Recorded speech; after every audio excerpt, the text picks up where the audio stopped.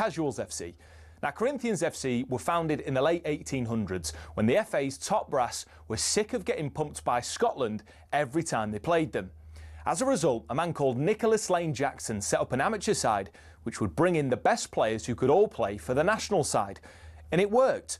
It wasn't long before England were dominating the international fixtures they played, and it was largely down to Corinthians. In fact, in 1894 and 1895, they played consecutive games where Corinthians provided the entire England 11. But the thing is, the players refused to play professional football. They didn't believe in it. They wanted to spread the values of sportsmanship, competition, and played for the love of the game. It also helped that most of the players were Oxbridge graduates who didn't need the money. But instead of entering the league and cup competitions, they played exhibition football and toured the world, bringing the beautiful game with them. And it was this which spread the game throughout the world and made it so popular. Most famously, in 1910, they travelled to Brazil. And the locals in Sao Paulo were so impressed, they started their own team under the same name. Yes, the same Corinthians who won the FIFA Club World Cup in 2021, one of the biggest football teams in Brazil. Now, they were global superstars, and despite not being professional, Corinthians drew in the crowds. Everybody wanted to play them, everybody wanted to watch them. So much so, they regularly played the winners of the FA Cup in what eventually became the Community Shield, winning most of the time. They actually inflicted Manchester United's worst defeat, 11-3, a record which still stands to this day. Now, fast forward to today, Corinthian Casuals still don't pay their staff or players. The ethos of sportsmanship is still at the heart of everything that they do. And even though they're a side in the lower leagues, if you make the trip to King George's Field in Tolworth just off the A3, you'll most likely bump into Brazilian Corinthians fans who often make the pilgrimage across the globe just to watch their founding team play.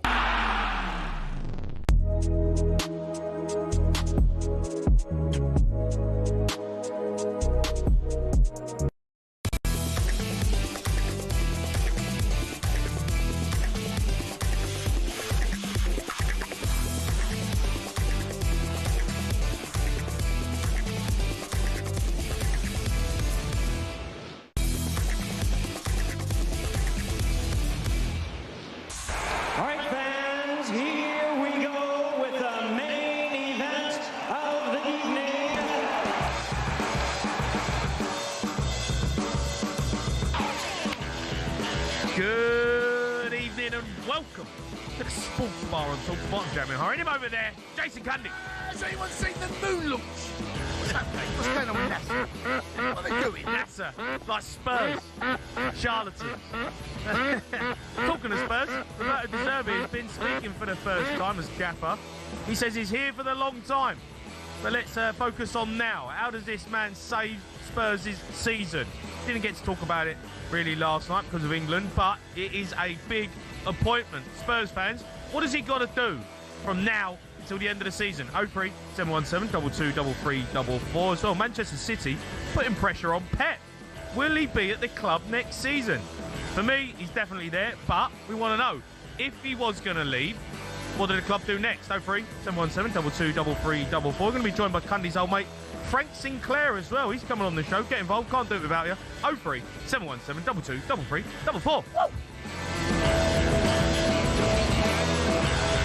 Hello, mate. How are you?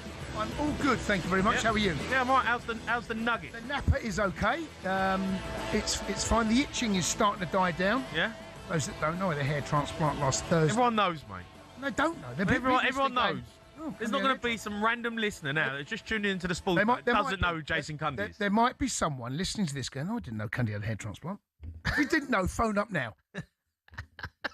Anyway, the itch, it's not as itchy as it was. We're on day 6. Day 6, yeah. Day 6 today. Yeah. Hey, you're looking well. It's okay, mate. Good, mate. Okay. Good. I'm surviving. Got the wedding coming up in a couple of weeks. You have, I haven't. Well, yeah, I have. Yes, I you're getting married again. Yeah, I've been married again. Have you sorted your suit out, by the way? I've sorted it out, mate. I've told you this. Yeah, you sure? It's all sorted, Joe. I know, mate. No, it has. I went there today and they went, who's this Mr. No. Cundy? No. It's all sorted. It's all done. Everything is guaranteed to be picked up on the 14th of April. Have I got that right? You have got it right. You did listen to my voice note. See? You never listen to voice notes in a group chat, ever. So you've listened to that one. I did listen to that one. Yeah. I'm still waiting for the bow tie, though. Yeah, it's coming. Don't worry. So's Christmas. How are you? I'm all right, mate. I'm How all are right. you feeling about your wedding? What do you mean, how do I feel? Well, I just wonder, you know, look, I've been married, divorced, and married again. Yeah, same. You've been married, divorced, and then you're getting married again. How are you Yeah. feeling? Are you No, any nerves? no, I'm not nervous. No, I'm not nervous. I'm You excited. look it. Oh, I'm excited. I'm any not gonna... prenup? Maybe. The first one took everything. Yeah, I got nothing left. Nothing left, I No think. point signing a I know you prenup. feel. Yeah, got nothing to give her. Yeah, exactly that. Yeah. No, you know what, mate? I'm excited. I'm looking forward to it. I am. Obviously, I'm very lucky to have Kez in my life. She's lucky. Yeah, she's also. I think you're luckier. Yeah, Yeah. I'm probably luckier to have her.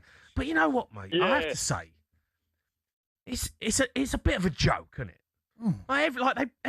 You get your pants pulled down everywhere you go. Oh, what's happening? Well, it's just a We're talking joke. about stringies again. No, you know, everything is just like they just rip you off. Get ripped off left, Definitely right, talking about stringies. If someone didn't know what we were talking about, they could think that. Get ripped off in stringies. It's just everything just costs money. Yeah, I need a 20 quid now. I need a photographer. You know, you got to take some pictures. Yeah, $4,000. What? $4,000? Take some pictures. I've got to get a videographer. $3,000. Who's taking the photos at $4,000? Well, that's what I mean. It's an absolute. You know what? Got to have a band. We need a band. 6-piece band. Yeah. Like, got to have a saxophonist and all that. Yeah, go on. $8,000. You're getting the Beatles. He's like, what? What is going on here? Mate, It's so an tell me, absolute where joke. Where are you shopping? Where are you going looking for? Well, I'm not shopping at. I'm not shopping It's at not Lidl. Temu, is it? Yeah, I'm not. I'm not a Lidl here, right? We're getting. No. We got the Well, proper listen. band happening. We got a proper Listen, band. then stop moaning. If you're going to Elite, you've got to pay But I've tried to do it cheap. No, my wife's a singer, right? Yeah, I know, but She'll be tipsy. You don't want her to sing. you know what? It's not a bad shout. Actually, I might have to. Get $4,000. $4,000 There you go. just to get Cundy's wife up. There you go. Yeah, I mean, it's just like weddings. Is it all that? Is it all that? Um, Like, I love the No, thought. I love the thought of being married. Right, I love that. Right, but we'd be with that what's person. that? Okay, let me ask you. This. Like the whole. It's just a big old I fiasco. know, but the thing is, when you're going all out here, aren't you? You are. You're not cutting corners. And No, if you don't I've cut, not I've not cut corners. Okay, so I've you got don't- some decent surprises. I've got some stuff happening, which right. If you It's don't gonna cut be top corners, if you're not cutting corners, corners are expensive. They are. They're the bits you save. You're not saving money, mate. You're going right round the edges.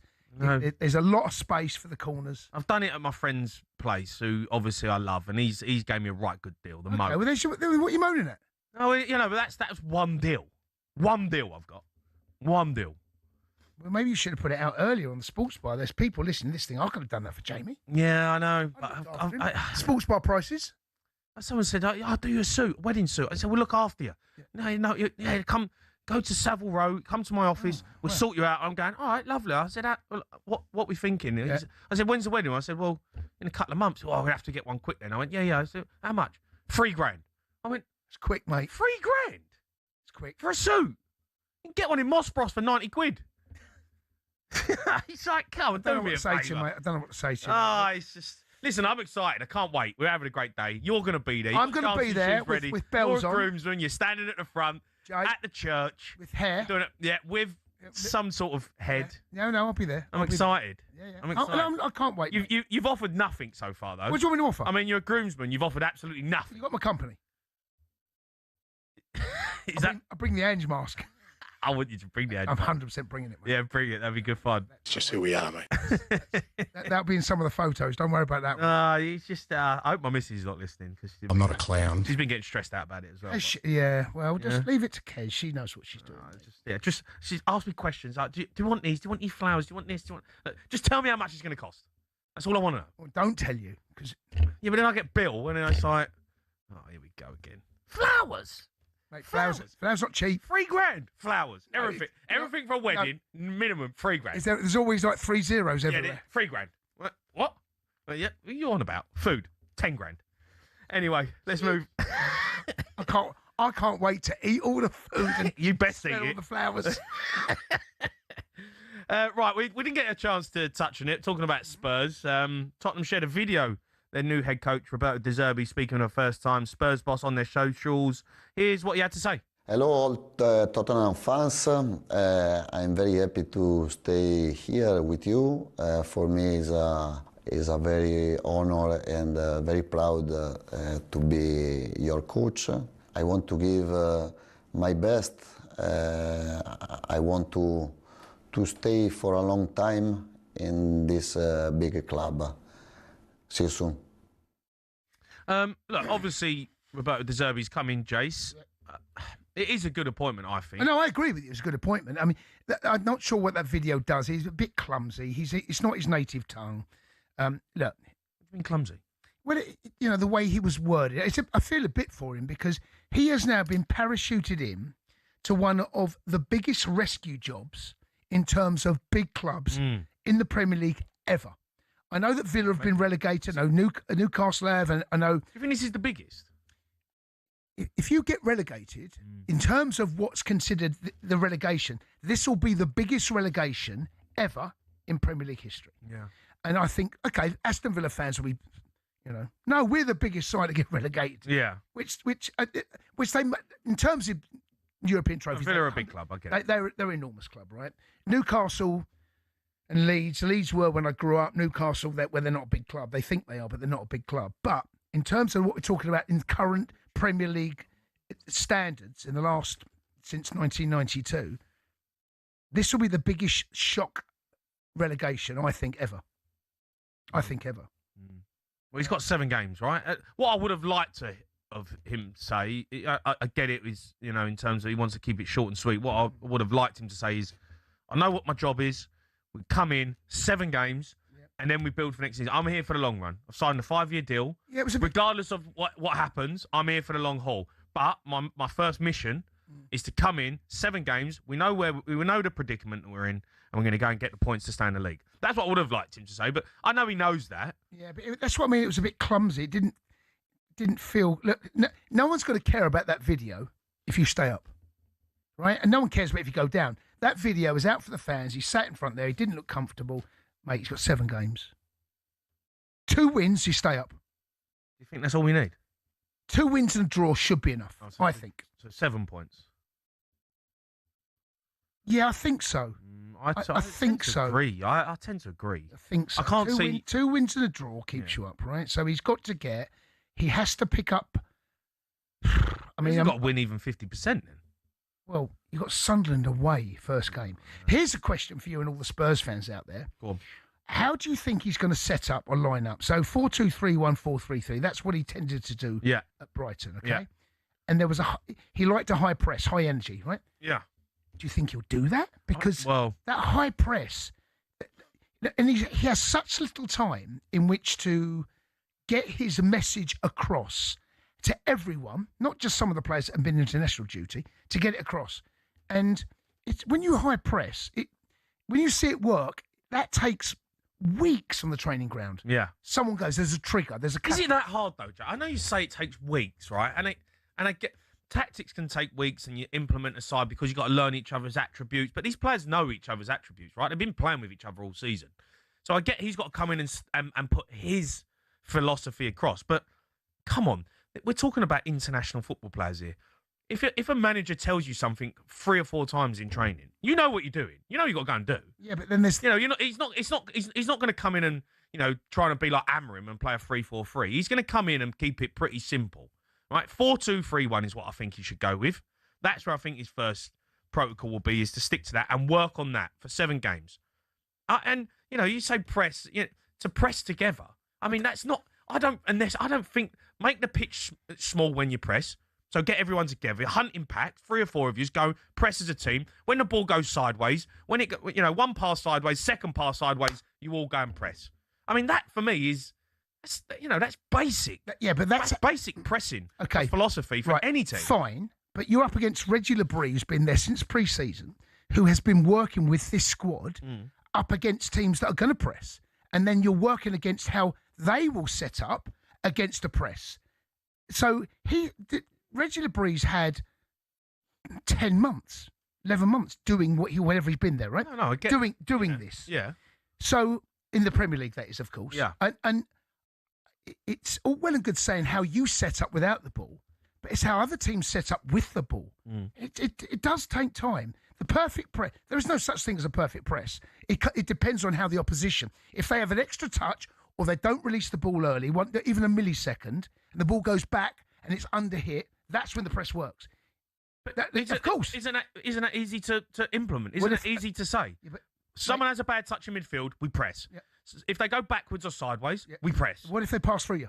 What if they get through you? They get through you. I know, that's what I'm saying. You're up against a manager that's been there working on this all season. You're not going to get it right all the time, are you? No, of course. Teams in the Premier League are going to. I think he'll press. Let me ask you this then, right? What Manchester City did against Arsenal? Yeah. Where they sat. Yeah. Didn't press. Yeah. They sat in the... I don't think he'll do that. I just don't think it's in his nature. I don't think he can come in at this part of the season and do something that he's not used to doing. He's got to come in and be like, this is how I'm going to do it. It's got results for me in the past, and that's what I'm going to stick to. I've done it in the Premier League before, so that's what I'm going to do. But the Premier League has changed, Jay. Igor Tudor played 5 at the back and 3 at the back, whatever he was doing. No one knew what they were doing, right? But he knows what he's doing. Okay, but the Premier League in the last 12 months, 18 months, has changed. Yeah, I hear you. It has changed. I hear you. Teams are going longer now, and they're a little bit more... You don't have to press like, kamikaze. No, but that's what I'm saying. You got in a structure. But that's what I'm saying. What does the press look like? Is it an aggressive press on the first pass, or is it what Man City did, something similar against Arsenal, where it was sit? You had 3 on the edge of the box, Man City. They wait for Arsenal to do it. The ball goes back to Kepa, and he didn't know what to do. Man City just sat there. Arsenal were like a little bit... We're not used to this. We used to teams coming on to us. That'll be fascinating to see what he does against... I just don't think it's that difficult, though, Jace. We're talking about top players. But if it ain't that difficult... when you're talking about... If it ain't that difficult, why isn't everyone working at it and why isn't everyone winning? Why are you there where you are? Well, because the managers haven't implemented it. The managers, I think Igor Tudor come in, he didn't know what he's doing. Thomas Frank, he didn't know what philosophy to implement. He wanted to do his style, like he had at Brentford, but didn't work at Tottenham. I think Roberto De Zerbi's style is what Tottenham want. I agree with you, but... implement that style. Yeah, but the clock's ticking. I know the clock is ticking. I know the clock's ticking, and he hasn't got long. Have the time... How hard is it, though, Jace, to tell... Right, lads, but Jay... Right, Solanke, Van der Ven and Romero at the back. There's a gap between us of, 30, 40 metres. The whole team, right? That's the... If they have good possession, we sit in a shape. 30, 40 metres between the whole team, between Solanke, Van der Ven and Romero. If Solanke goes and he presses, we all push up. You push up together, you drop off together, you push up together. If it goes wide, you squeeze the pitch one side and you win it back. Jay, 3 or 4 numbers. Jay, I just don't know why football's become so scientifically difficult. Okay. All we've spoken about so far is with you without the ball. Yeah, okay. I know, but what about then with the ball? So there's 2 parts of the game. Football's about... You can't implement everything, though. Well, that's the point I'm making. Yeah, but the first thing he's got to do, Jay, so we're going to talk about 3 things that Roberto De Zerbi needs to do straight away. It ain't going to be about with the ball, right? With the ball, you can work on certain things, but it's going to be organise the team. You say that. Play 4-2-3. You say that. What about if teams press you? Oh, but, yeah. Same rules apply, right? So all of a sudden, you've got who's going to be in goal? Slipsky? Slipsky's in goal. Slipsky's in goal. No, Kinksky. Right? So same rules apply. So all of a sudden, you go up to Sunderland, Stadium of Light, the crowd are at it. There's all of a sudden, Sunderland can't go down. This big dog rock up. The crowd's all over you, and then you've got players pressing like they do. Yeah. No, I get that. I understand that. That's another side of the having the ball that will take time. Having the ball will take time. Well, but organising the team, the first thing that De Zerbi's got to do. 7 games, mate. 7 games. He's got to come in 4-2-3-1. Organise the formation. This is the formation we're playing. This is where I want you to stand. This is how I want you to press. Get that organised first and foremost. Forget the other stuff in terms of how we're going to play out from the back and how we're going. That will come. But straight from now, we're going to be hard to beat and we're going to press together. Play Xavi Simons as a number 10. Get the best out of him, and then you've got 3 things straight away that Igor Tudor didn't do. I agree with going into these next 7 cup finals or whatever you want to call them. I agree with you going into it. It has to be the same for every game. You cannot start chopping and changing depending on the opposition. No. Here's what we're going to do. I've got 7 games to save Spurs' future in the Premier League next season. Yeah. Go in there. Here's what we're going to do. And everyone has to be on board. He has to get everyone on board. Yeah. Well, I think he needs to sit down with the leadership group, wherever that is. I'm not in but I'm guessing Like, Maddison's probably one of them, but he's not. He's out. You got to sit down with Romero. You have to sit down with Romero and Van der Ven. Do us a favour, stay on the pitch. Yeah, that would help. Well, straight away, I'll be getting straight into them two and say, "Where's your head at? Do you want to be here? Are you up for the fight?" Because they're the two best players if they're up for the fight. But at the moment, they've shown that they're not. You can't ask them if they're up for the fight. That can't be the question. Here's what we're going to do. You have to be with me. I run. You follow. That's asking you if you're up for the fight. No, what if he says no? You don't play him. You don't play him. Imagine that conversation. Yeah, but if you got someone that says, "I want out at the end of the season," you know what? To be honest, Gaffer, I'm looking to go at Atletico Madrid in the summer. You go, all right, well, the one thing I will say about the long contract is that whatever happens, whether you stay up or go down, everyone knows De Zerbi's going to be there next season. Yeah. So it's not like Igor Tudor where they go, he might not be it, I might not be. They know he is definitely going to be there next season. Yeah. All right, get your calls in, Spurs fans. Want to hear from you. Have your say on this. 03 717 22 33 44.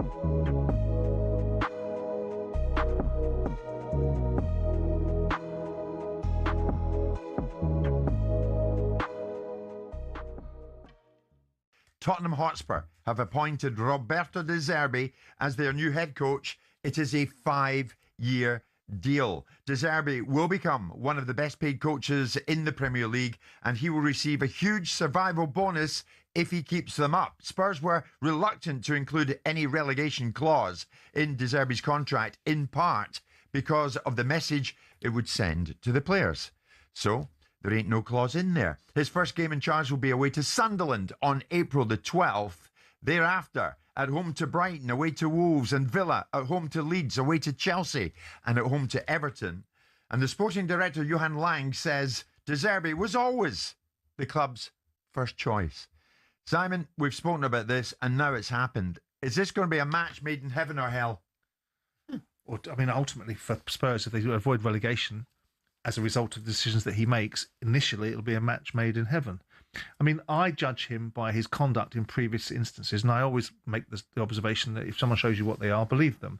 But also, people are capable of revisiting things, changing the way they operate, and learning from their experiences. And that's the reasons why my attitude is adjusted towards Marcus Silva, because new information determines that. So my bias towards De Zerbi is not about his football coaching prowess, because we know he's a good, decent coach. Is he elite? No, I don't think he is. But is he a good one? Yeah. Is he better than Tudor? Yes. Is he worthy of being paid the third highest manager in the Premier League? Of course he's not. But Spurs have been bent over because they put themselves in a situation where they've got no choice to be able to go around and go, we got so desperate now, we'll pay anybody anything that looks like, you know, if you can go into a desert and convince us that sand is water, we'll drink it because we're in a situation where we're so desperate.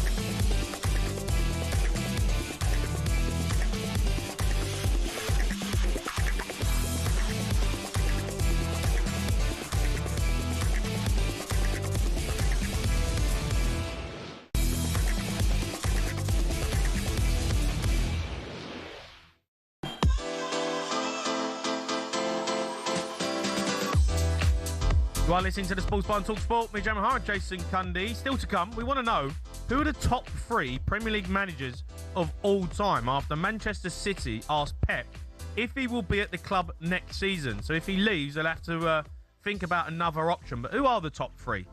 First, though, former Brighton midfielder Adam Lallana joined this morning's breakfast show and had his say on De Zerbi to Spurs. Definitely. Not even a doubt in my mind. Not even a doubt. I just think they're very, very fortunate. And I'm actually slightly jealous. I was speaking to a player at Spurs who was picking my brains about him, and I just know how they're going to be in for a roller coaster, but a great one. Yeah, that was Adam Lallana speaking. It's funny how one of the Spurs players obviously got hold of Adam to ask. And they want to know, didn't they? No, well, from what we know, Zerbi, he's a hard taskmaster, and I think Spurs need that. It felt like Igor got it wrong from day one. Yeah, he did. Zerbi comes with a reputation. He is a manager that knows the Premier League. He has shown he is a very, very good coach, very good manager.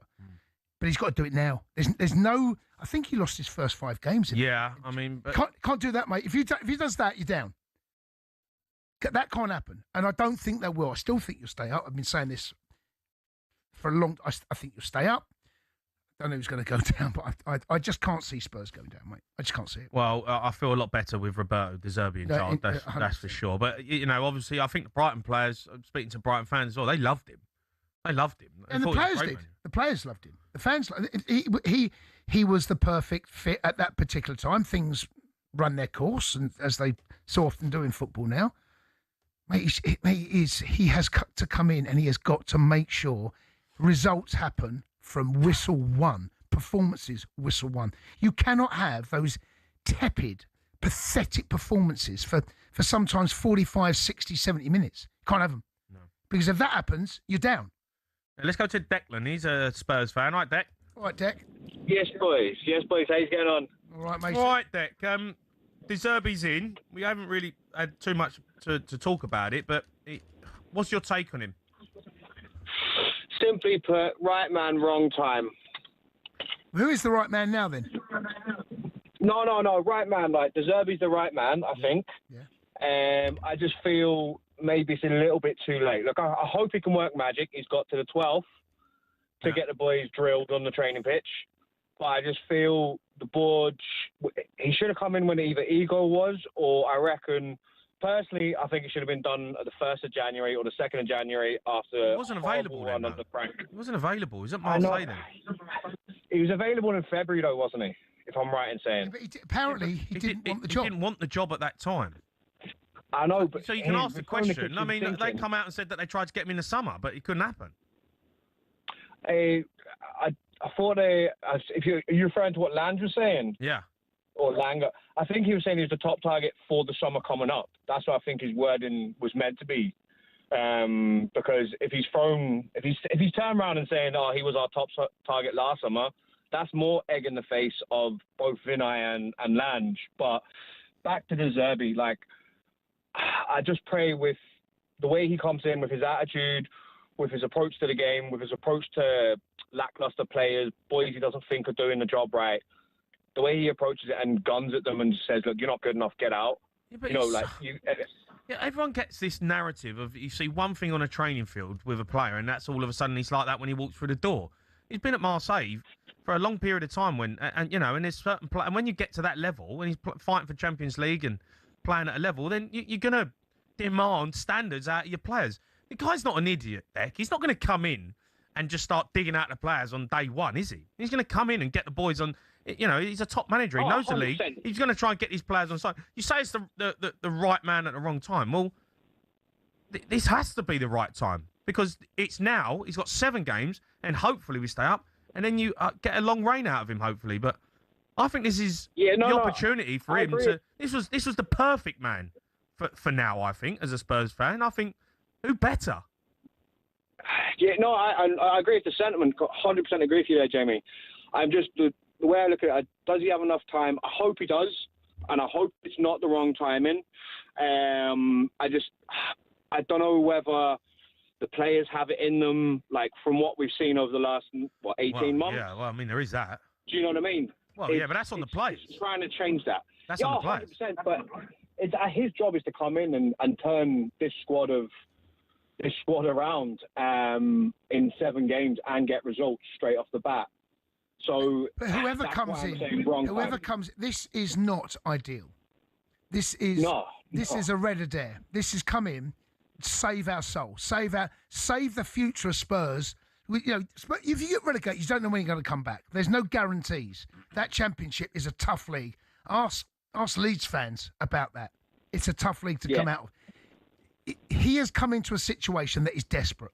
It is desperate. And he's come in and he has a style of managing.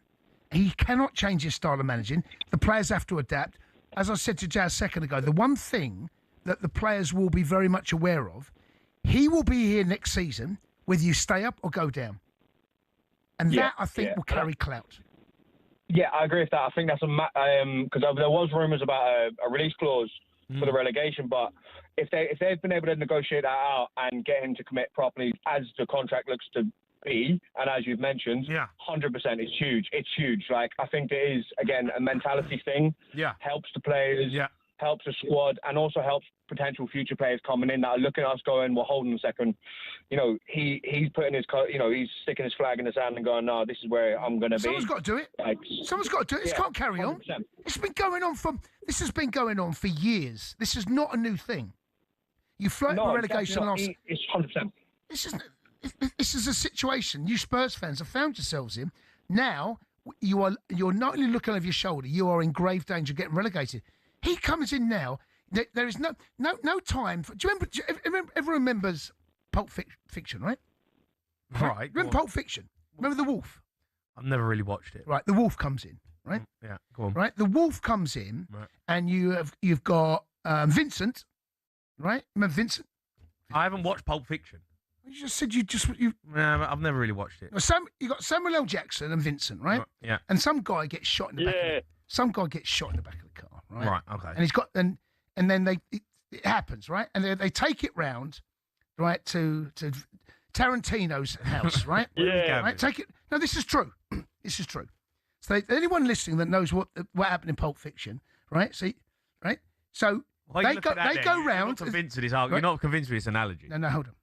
Right. So they go round, and there's a dead guy in the back of a car, and they take it round to Tarantino's house, and his wife's a nurse, and he's there saying they make him coffee, and you've got Samuel L. Jackson there. I can't remember his name, right? And Vincent, right, who was John Travolta, right? Jules, and Vincent, right? They go there, right, and they're dressed up in like basket, like a t-shirt and shorts, right? And then they're saying to Tarantino, he said, "I'm getting the wolf." And when they get the wolf, they go, "Why didn't you say so, man?"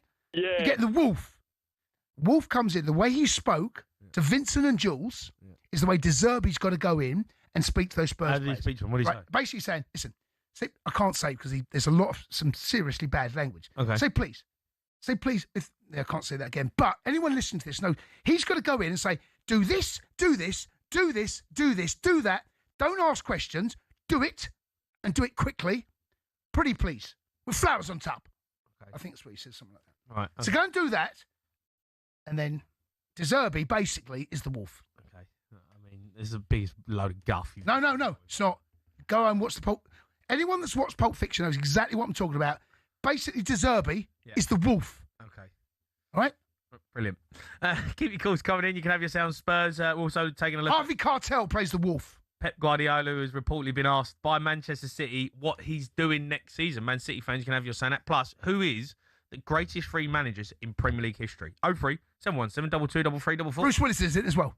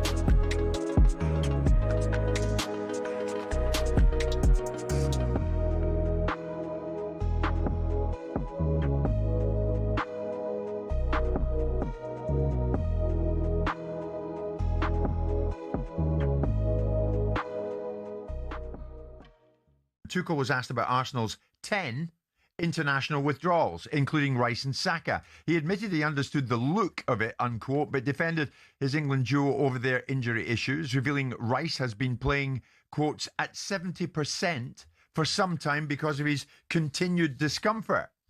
Tuchel says everyone can do the math, and it's a lot of players, of course, and during this situation, it looks a bit suspicious.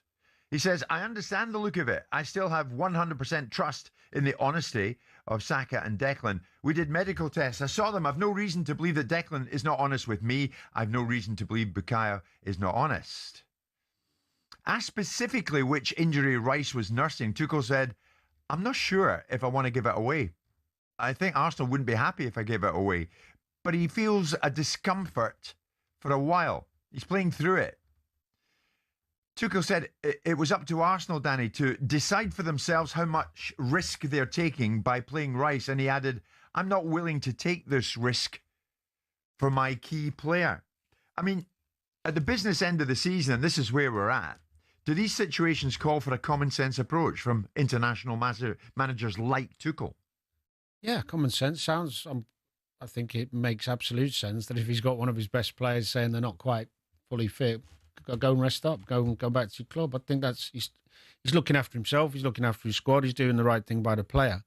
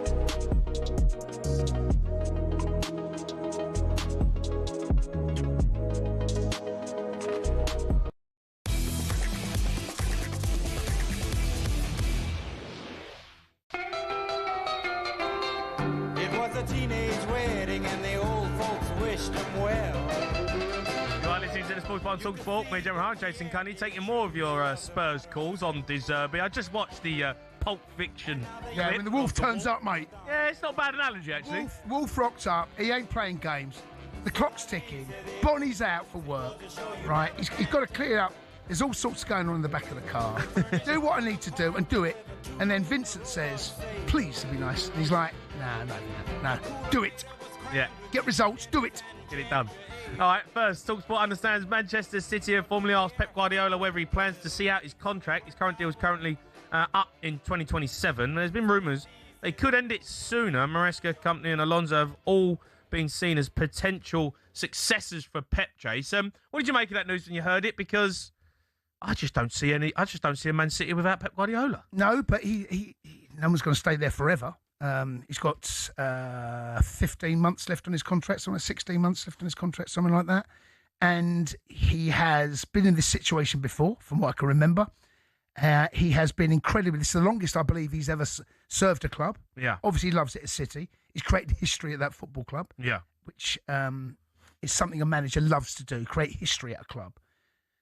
But his time will come to an end someday. And maybe we saw with Klopp at Liverpool. It's so demanding at that level. He's so demanding. When he left Bayern Munich, one of the clubs he left, he had a year off. And Man City, I think it was Bayern to City. You can't keep doing it. It's so demanding, physically, mentally. He's a football addict. He is, but it's the pressure. Not only just it comes from outside, the pressure he puts from himself on himself. Yeah, within. Yeah, that to keep winning. And when you're at that level, that elite level, that managers, and there have been. There aren't that many that do it at that level every single year at different clubs. You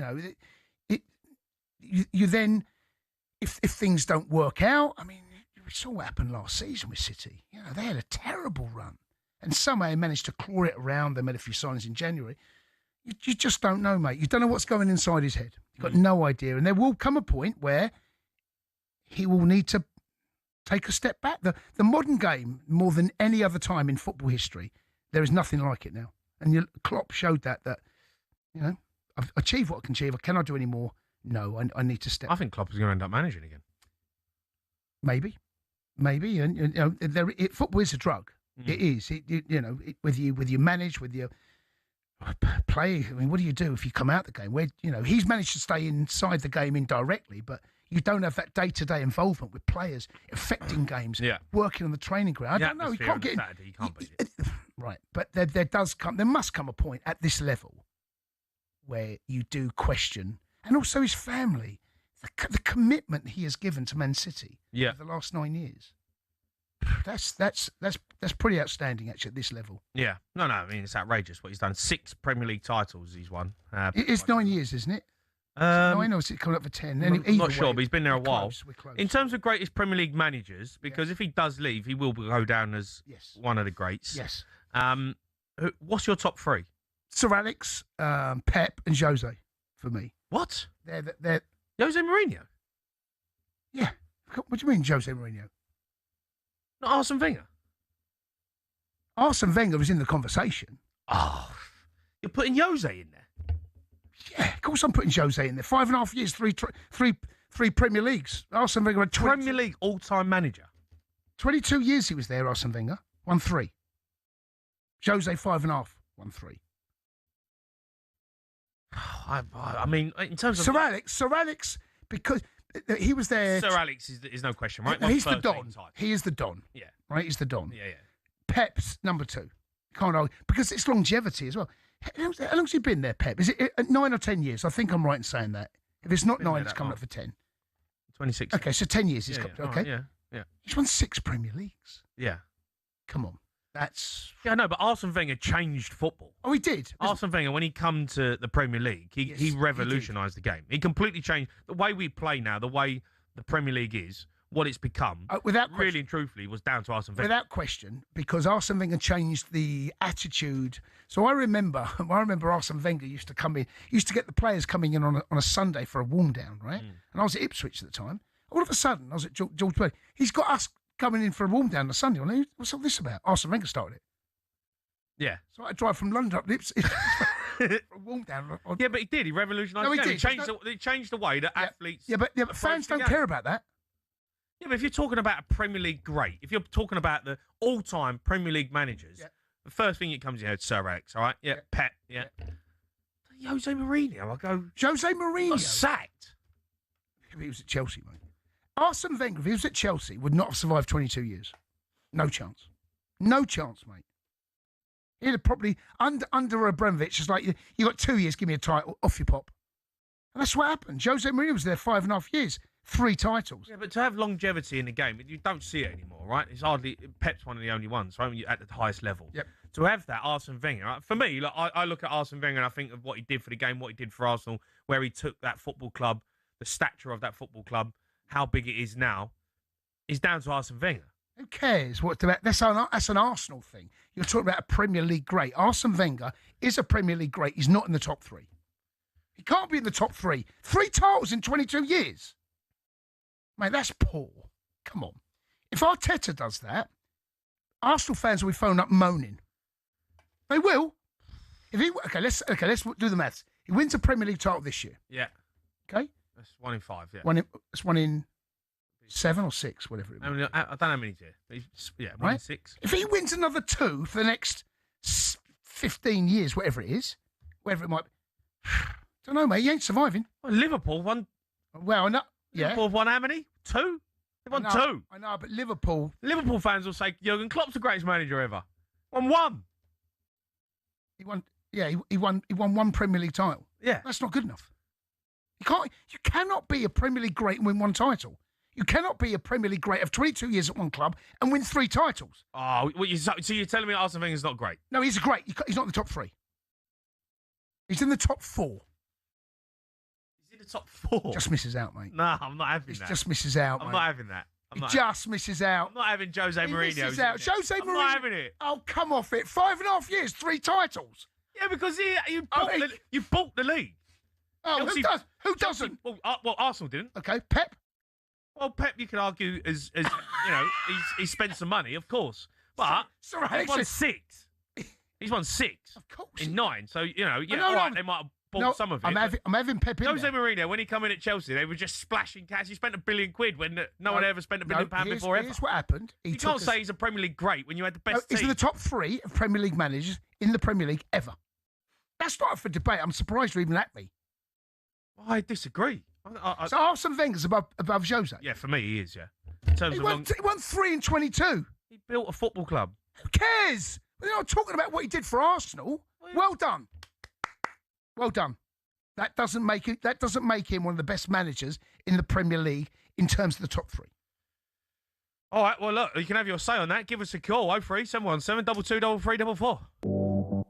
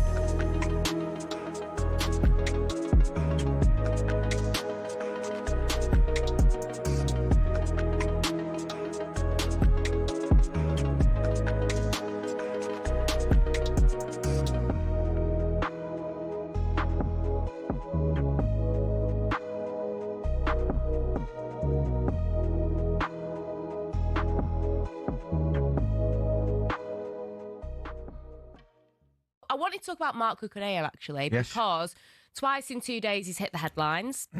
He was talking about saying that it would be so difficult to turn down Barcelona if they called, but he's now criticised the sacking of former manager Enzo Maresca and the club's transfer policy.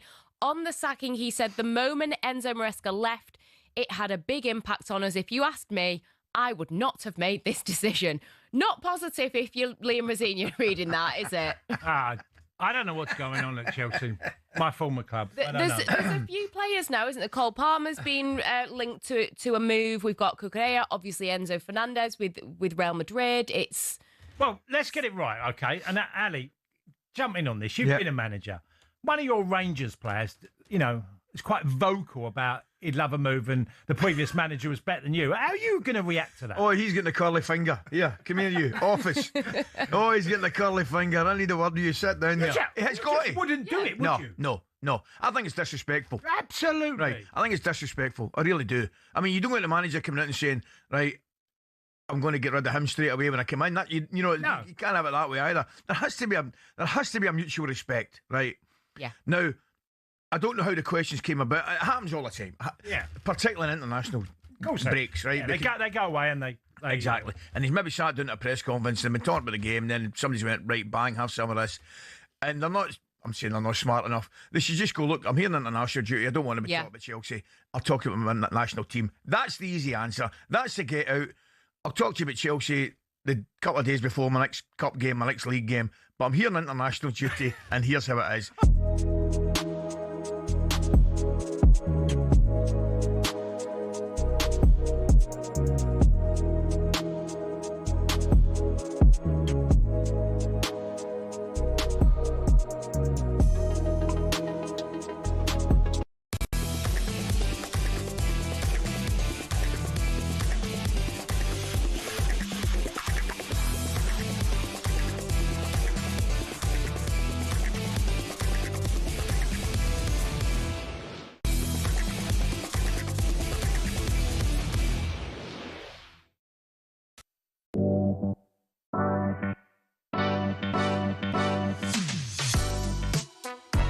Jamie O'Hara and Jason Cundy bringing you the sports bar, talking about Manchester City asking Pep about his future. So it got us asking the question: greatest Premier League managers, top 3.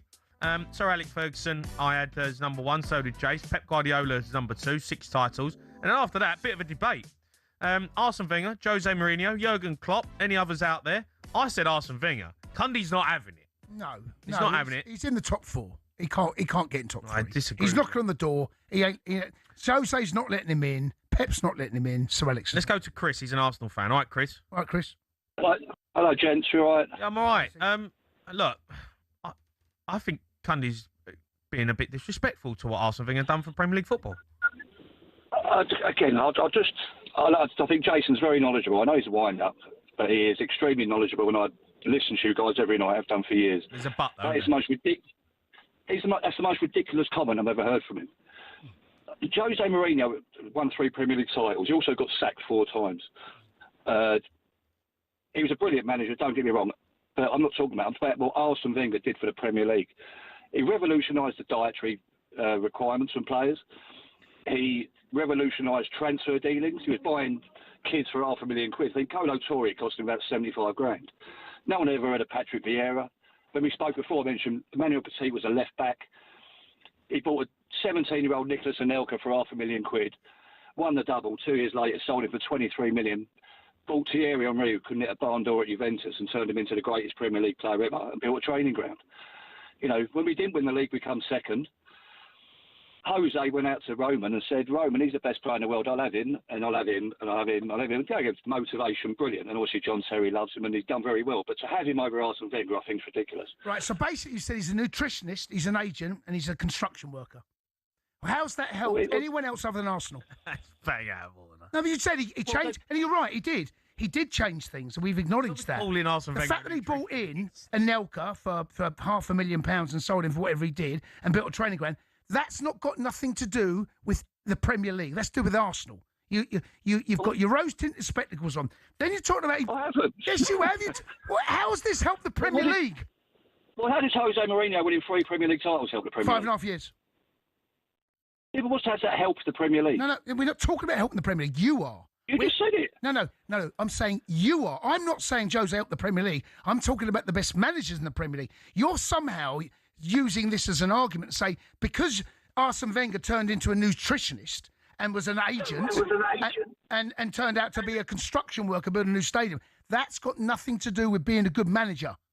That's got something to do with Arsenal. Oh, he won 3 Premier Leagues. Don't get me wrong, that wasn't enough. 22 years. Came second 10 times. Never won the. I know it's not in the Premier League, but it never won the Champions League. 7 FA Cups. Well, I mean, a cup team. Well done. I mean, honestly, God, mate, the disrespect coming out of your mouth right now. Jose Mourinho coming at Chelsea, Roman Abramovich, and you bought the league. Had Jose been there at the same time as Arsene Wenger, if Arsene Wenger went to Chelsea in that time, he would have probably won 5 out of 5. Had Arsene Wenger been at Chelsea, he would have got sacked because Arsenal at that time, and the irony and the hypocrisy from you, is it Chris we talked to, Chris, right? He stayed too long, Arsene Wenger. Is that fair? 100%. 100%. Right? Well, whose fault? You know, Jose got sacked. You can't use that as an argument for you, and now you're saying he should have got sacked. No, I'm not saying he should have got sacked. I'm saying the Premier League greats, not many Premier League greats get sacked 4 times. He ain't above Jose. You're kidding yourself. Is Harry Kane a Premier League great? Yes. He's never won a Premier League. I know, he's only benefited Spurs. No, I know, but he's a Premier League great. That's a good answer, that. That's a good answer. He's a Premier League great. Is Steven Gerrard a Premier League great? Never won a league title. Never beat anyone but Liverpool. He's a Premier League great. Right, so Arsene Wenger. Is Lauren a Premier League great? He's an invincible. I didn't ask that. Is he a Premier League great? Well, he played for 5 seasons, won 2 league titles, one of them undefeated. Is he a Premier League great? I mean, you're fencing with me now. Yeah, in my opinion, he's up there in the top 10 right backs in the Premier League history over 20. I know, but that's not what I asked, is it? Didn't ask if he's in the top 10. Yeah. Is he a Premier League great? Yes or no? Everyone in that invincible side has to be a Premier League great. Yes. No. Is he a Premier League great? Yes or no? I'd say yes. Yes. Lauren's a Premier League great. Okay, fair enough. Okay, fine. Let's go, Chris. Thanks for your call. Let's go to Anthony. He's Arsenal fan. All right, Ant. Good evening, gentlemen. Great show as per usual. Always debating. Love it. I have to agree with Jason, and I'll be 100% here. Can you hear me? Yeah, go for it. Okay, yeah. I agree with Jason, and the reason being I say this. First of all, what's your criteria of what you're classing it to say? Like, is it what you've achieved? Is it what you've won? Because the last caller was reeling off Steven Gerrard and blah, blah, blah. Now, they haven't won anything. So what's your criteria? Is it? But I think it is just a bit more than just winning something, right? Because Steven Gerrard is a great. You know, you talk about players who haven't. Harry Kane is a great. So there is. There's other things that involve. What I'm saying is, Jamie, listen now. I'm saying, okay. You says Sir Alex is top, 100%. Yeah. Pep second, 100%. The reason I'm going with Jose Mourinho is this single reason, and this is the only reason, because he is one of those 3 elite managers whose team defended the Premiership title when they won it. They defended it. Fergie done the threesome, Pep's done the foursome, and Mourinho won it back to back. Now, no other manager in Premiership history has done that. So for me, as great as Arsene Wenger is, all his achievements, what you made, what you said, great. But for me, if it's about what you've done as a manager achieved, I've got to go with Jason. Okay, but he got sacked by Man United. He got sacked by Tottenham. He got sacked by Chelsea. Bro, the greatest managers in the world get sacked. Well, Sir Alex Ferguson didn't, and Pep hasn't. Okay, fine. So I get your point. Arsene Wenger didn't. Yeah, he didn't, but he didn't achieve. If you said, so then you're wrong, because they don't get sacked. Let me finish. So if you're going for like Arsene Wenger's first 10 years, he was great. He won 3 premierships. He done what he done, and he was invincible in his first 10 years. So then everybody says, without a doubt, it's Arsene. But like Jason says, the longevity of it, he longed it out. He only won 3 titles. Now, Mourinho won 3 and 5, and he defended it. And that's a great achievement. So let's not play like it's nothing great. That's what only 3 managers have done that. He had the best. He had the most money and the best team. Doesn't matter. You got the most money. You've still got to win the game. I don't think you can be a Premier League. I don't think you can be a Premier League great if you've done 5 seasons. Okay, let me ask you this then: if you'd won a trophy at Tottenham, would he be a good Premier League great, Mourinho? No. Won the league. If he won 3 league titles in 5.5 years. Okay, but we're talking. I know it's hard to view it. We're talking about something that hasn't happened, right? Let's keep to the facts. Okay, yeah, exactly. But as I said, for me, as an Arsenal fan, I just say I agree with what Jason's saying on the achievement of, as I stated, the fact that Mourinho, say he had the money, say he this, he still won it back to back. Only Fergie's done that, and only Pep's done that. So for me, he gets in above Arsene Wenger, above Carlo Ancelotti. Both great managers, but they've just achieved a bit higher level than the last 2 that we mentioned. That's just the facts. That's what the record books will state. That's it. End of argument. Well, we've got opinions, and we're not always going to agree. I get it. No. Listen, you can have your opinion, and I'll take your point. I'll take your point. Doing back to back is obviously has been a tough thing for people to do. I get that. I just think listen, I get it. Mourinho won 3 Premier League titles, 5 years, but a Premier League great. We talk about longevity. We talk about building the stature of a football club. You know, building history, right, and winning things. Yeah, that obviously matters. What are you yawning for? Sorry, mate. In building a football club, I mean, who cares? What are you talking about? Who cares? Building a football club.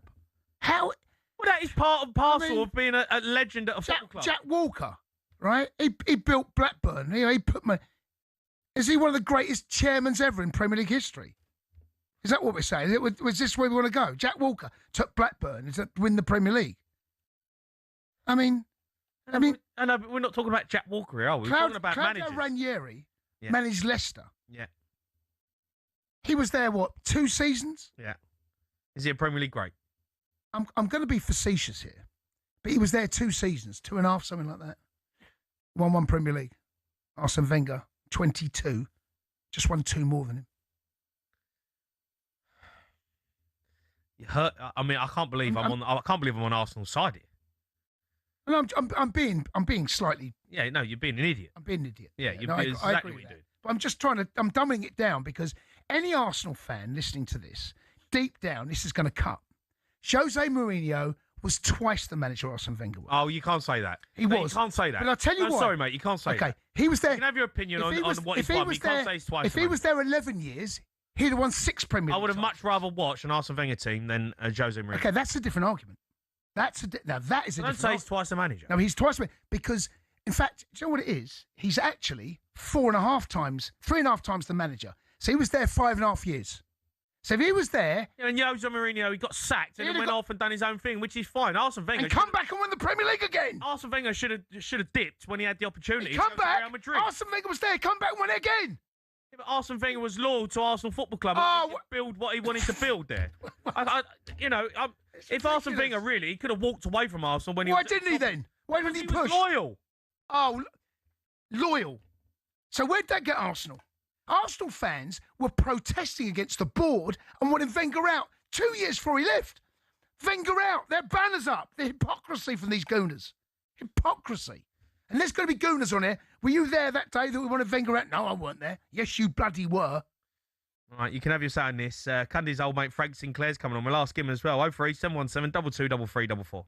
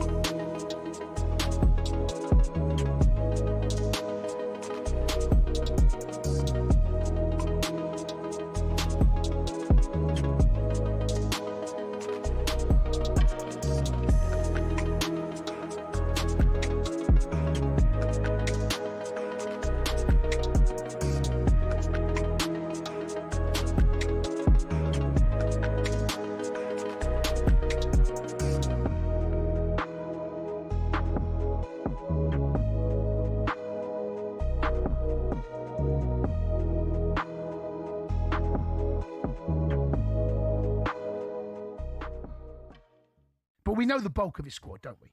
If you sat down... Well, you got the obvious ones, right? Yes. Of course, right? The main 11, you'd probably say almost picks itself. But then, you got to take 26. And you are going to need these players. I don't think Harry Maguire's done himself any harm over the last 2 games, actually.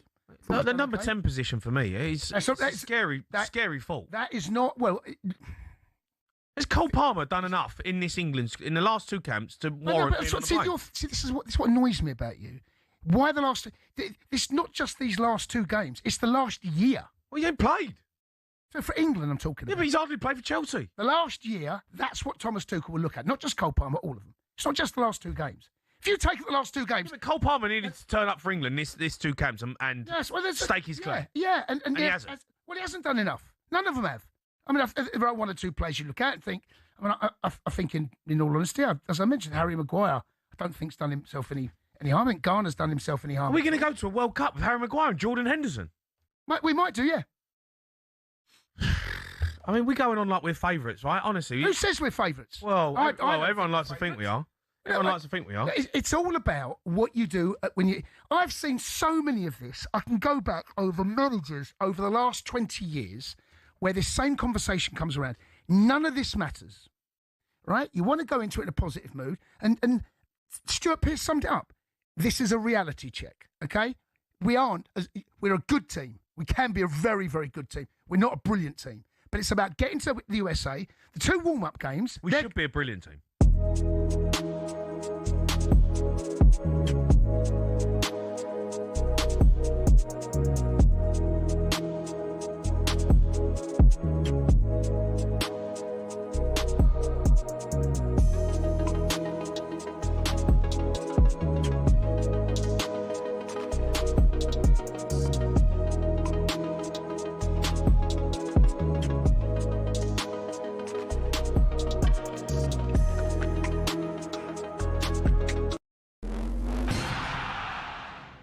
Dear Kitmen, we see you, we appreciate your work. While some fans reckon it's just hanging up shirts in dressing rooms, we know it's so much more. A football team's kit is its identity, its uniform, what sets it out from the rest. But it doesn't clean itself. That's not just the shirts, it's the shorts, the socks, the training gear, the boots, the other bits we sort out behind closed doors. Who's the one digging around in that smelly, stinky laundry basket at full time? Yeah, it's the kit man. They have a lot to work on in a week, from laundry, fixing damaged kit, repairing holes, cleaning boots. Then they pack the van and take everything they need off to the stadium, ready for game day. They don't get a lot of help when they get in the ground too. Kitmen are the ones unloading a full squad's worth of boots, kit, medical bags, and all the bits the players and coaches will need between the start of the day and switching off the floodlights at the end of the day. First thing they do is organise each player's kit, make it easily accessible in order to avoid any dramas on match day. Once everything's in the right place, it's into the dressing room, lay everything out, put players' nameplates on the right locker, all the things you don't even think about on a match day. Once the players arrive, if anything needs doing, they call the kitman. In the meantime, it's on the kitman to help set up for the warm-up. The coaches don't always have time to lay out all the cones and put the balls in those weird triangle piles you see. As the warm-up is underway, the kitman then becomes a glorified ball boy, chasing stray shots and passes, making sure they aren't lost in the crowds. They eventually do the tidying up too, getting everything off the pitch before kick-off and assist the ground staff with any last-minute things they may need. After that, it's last call for the players. Then, at kick-off, they can breathe a sigh of relief for a few minutes, sit back and watch the game, enjoy the fruits of their labour. At half-time, check everyone's okay and everything's as it should be, and then wait for full-time. Once the final whistle's gone, it's time to pack everything down, get the stuff that needs to be washed in the laundry, pack up the van, back to the training ground, and ready to do it again next week. Of course, each club differs, and different staff members will have different responsibilities, but we pay tribute to all of those who do it, whether it's the glitz and glamour of the Premier League or a cold Tuesday night in Stoke.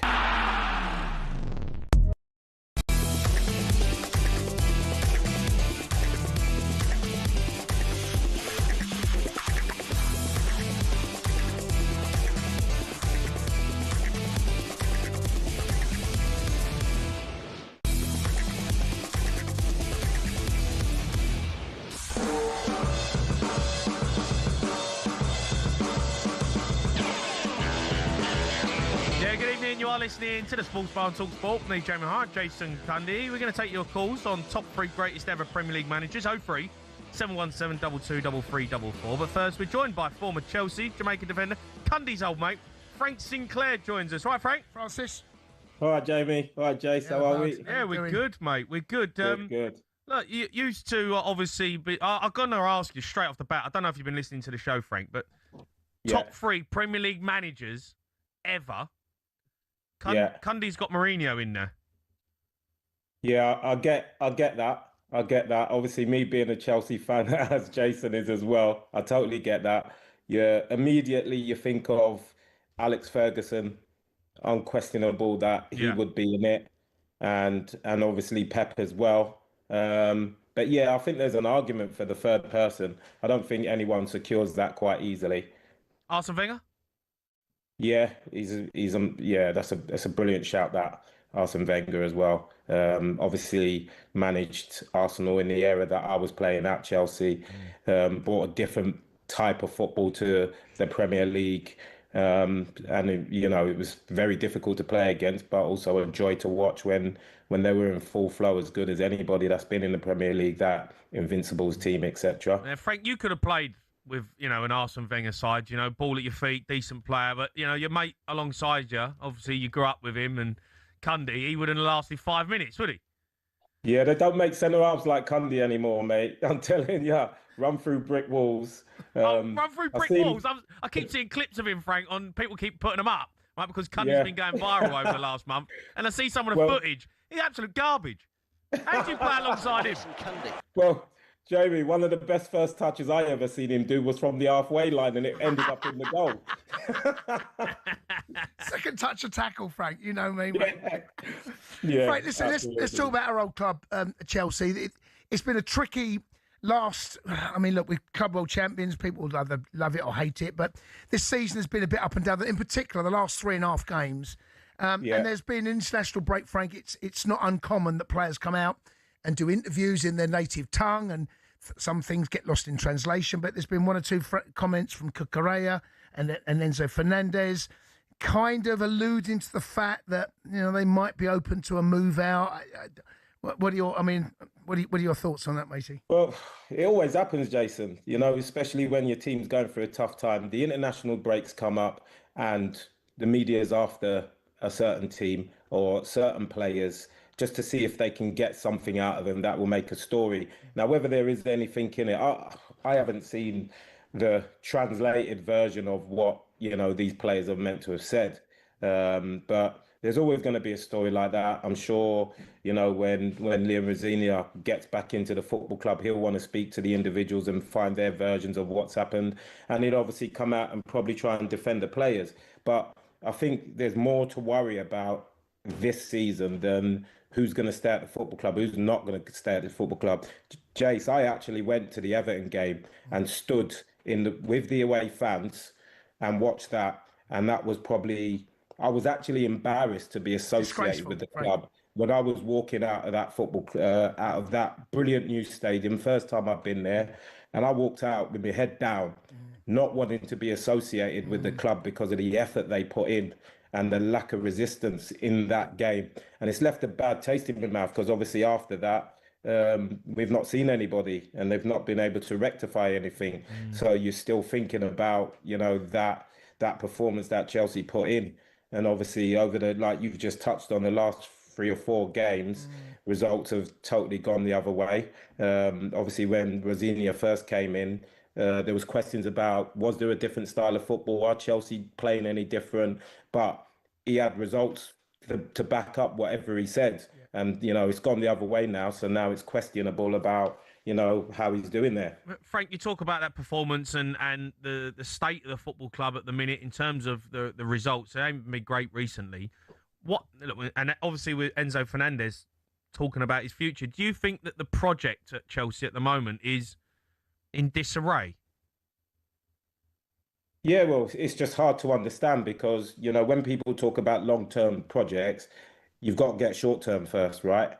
Yeah, before people start believing in what you're saying. And there's no point just looking and using almost as an excuse, well, we've got this project, that's a long-term one. The manager's going to be here for 5 years to execute it, whatever it might be. If you don't get the short-term right, you're questioned straight away.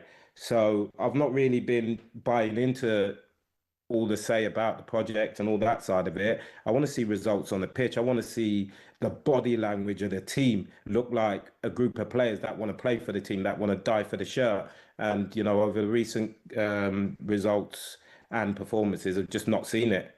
Yeah, I mean, when Rosenior came in, I think the first manager in Premier League history, might be wrong there, but the first 4 games were in 4 different competitions. And, you know, and the Arsenal, a bar in the 2 Arsenal games, and they're better side than Chelsea, we know that.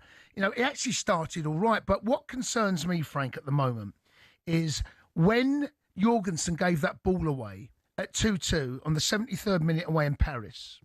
Yeah. And Vitinha scored that goal, brilliantly executed goal. Since that he gave that ball away, Chelsea conceded 10 goals and haven't scored 1. And we've lost the following 3 games. And we've got Port Vale at the weekend, all right? And listen, we should get past Port Vale.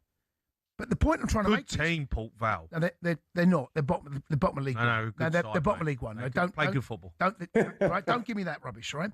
But what concerns me, Frank, is there's a bit of a pattern starting to emerge that we're not scoring and we're conceding way too many at the moment. Yeah, absolutely. And like I touched on it, it's, you know, if you're getting good performances, the supporters and the people that know the game are not fooled by if players are putting it in and you're just going the wrong side of a result, but the performance is there, then you've got something to build off. But what I've not seen in recent games is you know, a team that are playing for each other. Look like there's a game plan. They know what they're doing. I just see a team keeping the ball, and you know, I stood there and I was stood next to Liam Delap, funny enough, and we was watching the game together. And he was on my right hand side, and I said to him, like, "Do you understand what Chelsea are trying to do?" Now his son's part of that football club. Do you understand what Chelsea are trying to do here with the ball? And he didn't have a clue. He must speak to his son about, you know, work, how it goes, what they do, what they work on, being an ex-player himself. And if he doesn't understand what they're trying to do, then, you know, me as a punter just coming down to watch it from the outside, I've got absolute no chance. Are you convinced of Rosenior? No, not at the moment. And I want him to do really well because obviously British coaches don't get the opportunities that you'd like to see. So you want them to do well. But, you know, I was at a a guest speaking thing with Graham Potter a couple of seasons ago, and he talked about his experience at Chelsea and openly admitted that he felt like when he got in there, even though the confidence of what he'd done before, he felt like the club was too big for him to deal with. He openly admitted that for various reasons behind it as well. And I see this being very similar at this moment in time. So it'd be interesting to see what happens. But obviously results back you as a manager and a coach. It backs you, and he needs to get some results quite quickly, I think. Francis, there's been one or two players in the Chelsea squad that have their form has dipped. There's no doubt about it. The biggest one is Cole Palmer. He was a go-to guy. He was one of the best players. You know, you saw what he'd done in the Ballon d'Or. He was on fire for about 18 months. Since the Club World Cup, his form has dipped. He had an injury. There's no doubt that's coincided with Chelsea's dip in form. Moises Caicedo, a great first 6 months of the season. His form has dropped. Cucurella, his form has dropped. Enzo Fernandez, his form. It does feel to me as that the most influential players at the moment, their form has dropped. And Reece has picked up an injury just at the wrong time for Chelsea. Yeah, and there's been a lot of change recently in the formation and players playing in the team. And Cole Palmer's still arguments about, is he better on that right hand side coming in off his left foot, or is he better floating as a 10 and picking up, positions all over the pitch and having more freedom to play? There's an argument for both of them. I don't particularly like Enzo in there when he plays a bit higher as that 10. I think he started to build quite a good relationship with Caicedo this season. In the centre of the midfield, playing a little bit deeper. Obviously, Lavia's come in the last game and he's played a little bit higher, and I just didn't see that working. And I thought one person I did feel sorry for against Everton was Caicedo, because he was the one that was putting the effort in, trying to get around the pitch, trying to win the ball back for the team and that. But he can't do it on his own, Jace. Frank, do you think that Chelsea going forward, do you think that the board will eventually go, maybe this hasn't worked, maybe this project hasn't how we expected it to work, and change the way, and maybe go back to a little bit what Chelsea's DNA was get the best players in, get the best managers in, win trophies, and if they don't, see you later? Yeah, well, Jason's obviously closer to me than around the club and hears things from the inside. I can't see that happening from the outside. I feel like they've got a structure in place that they believe in, and they've brought in a head coach that they obviously know previously to try and execute that structure. And I can't see, there's no signs from me like that they're going to change anything very soon. And the only thing that really changes that is if the fans turn on the ownership continuously, and then they feel that the threat is them because of their decisions, then sometimes you might see a second thought come in. But right now, I think they believe in Rossignol. They believe in the format that they're using when it comes to recruiting young players and trying to create a value for these players. Maybe sell them on, or maybe keep them and have them as assets at the football club. I think they're going to stay with that for now. Frank, it's a massive month coming up. Look, I don't want to disregard Port Vale, but let's be honest. For the sake of this conversation, Chelsea beat Port Vale, right, to get through the semi-final of the FA Cup. Right, that's how it should play out. But the next three games are massive. Both Manchesters rock up at Stamford Bridge. We've got Manchester City the following Sunday. We've got Man United the following Saturday, and then away at Brighton. These games are massive, absolutely huge for where Chelsea could potentially end up at the end of the season. Yeah, if we don't come out the right end of these results, Jace, then I think you kiss goodbye to Champions League football next season, unless they win another trophy, obviously.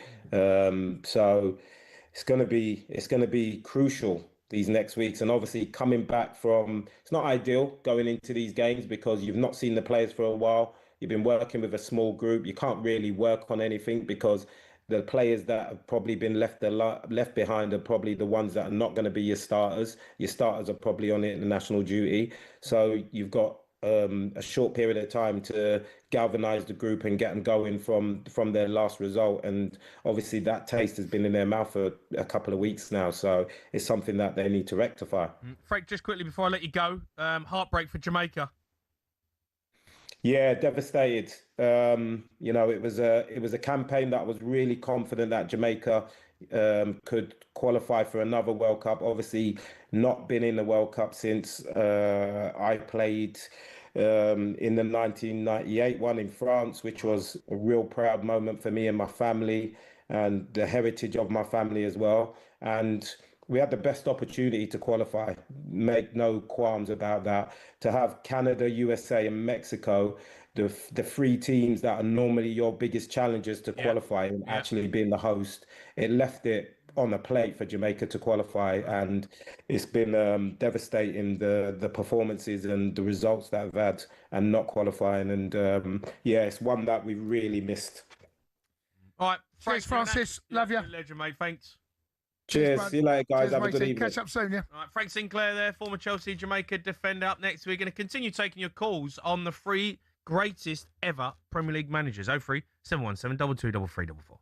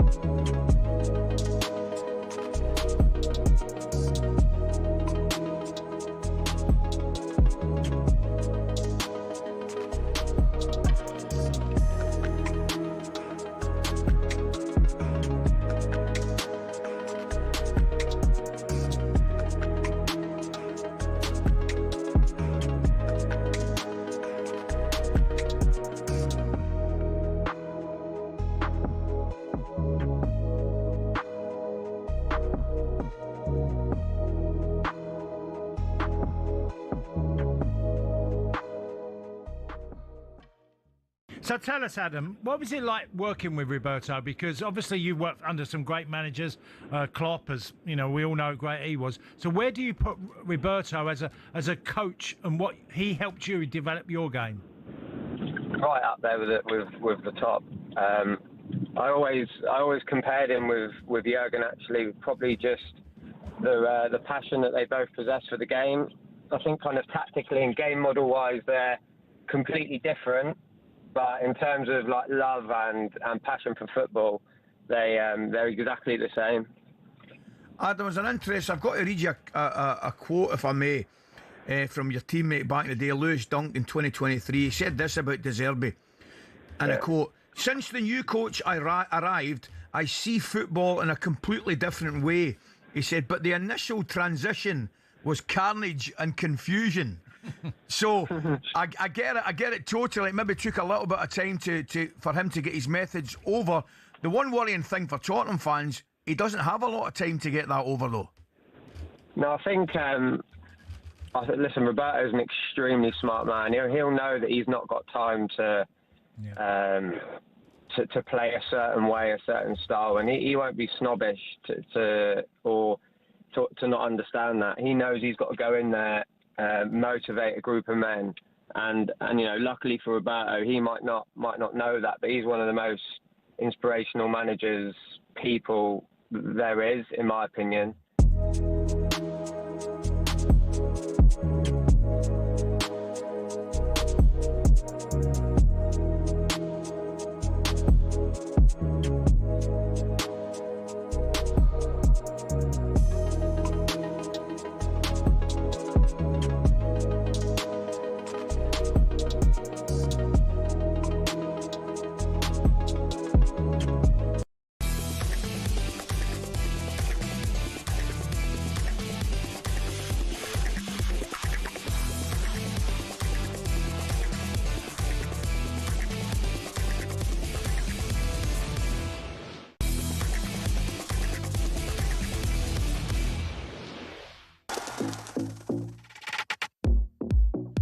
Listening to the Sports Bar on talkSPORT. Me, Jamie O'Hara, Jason Cundy. You're going to be joined by Kevin Hatchard. He's going to go through the qualifiers that we've had over the weekend.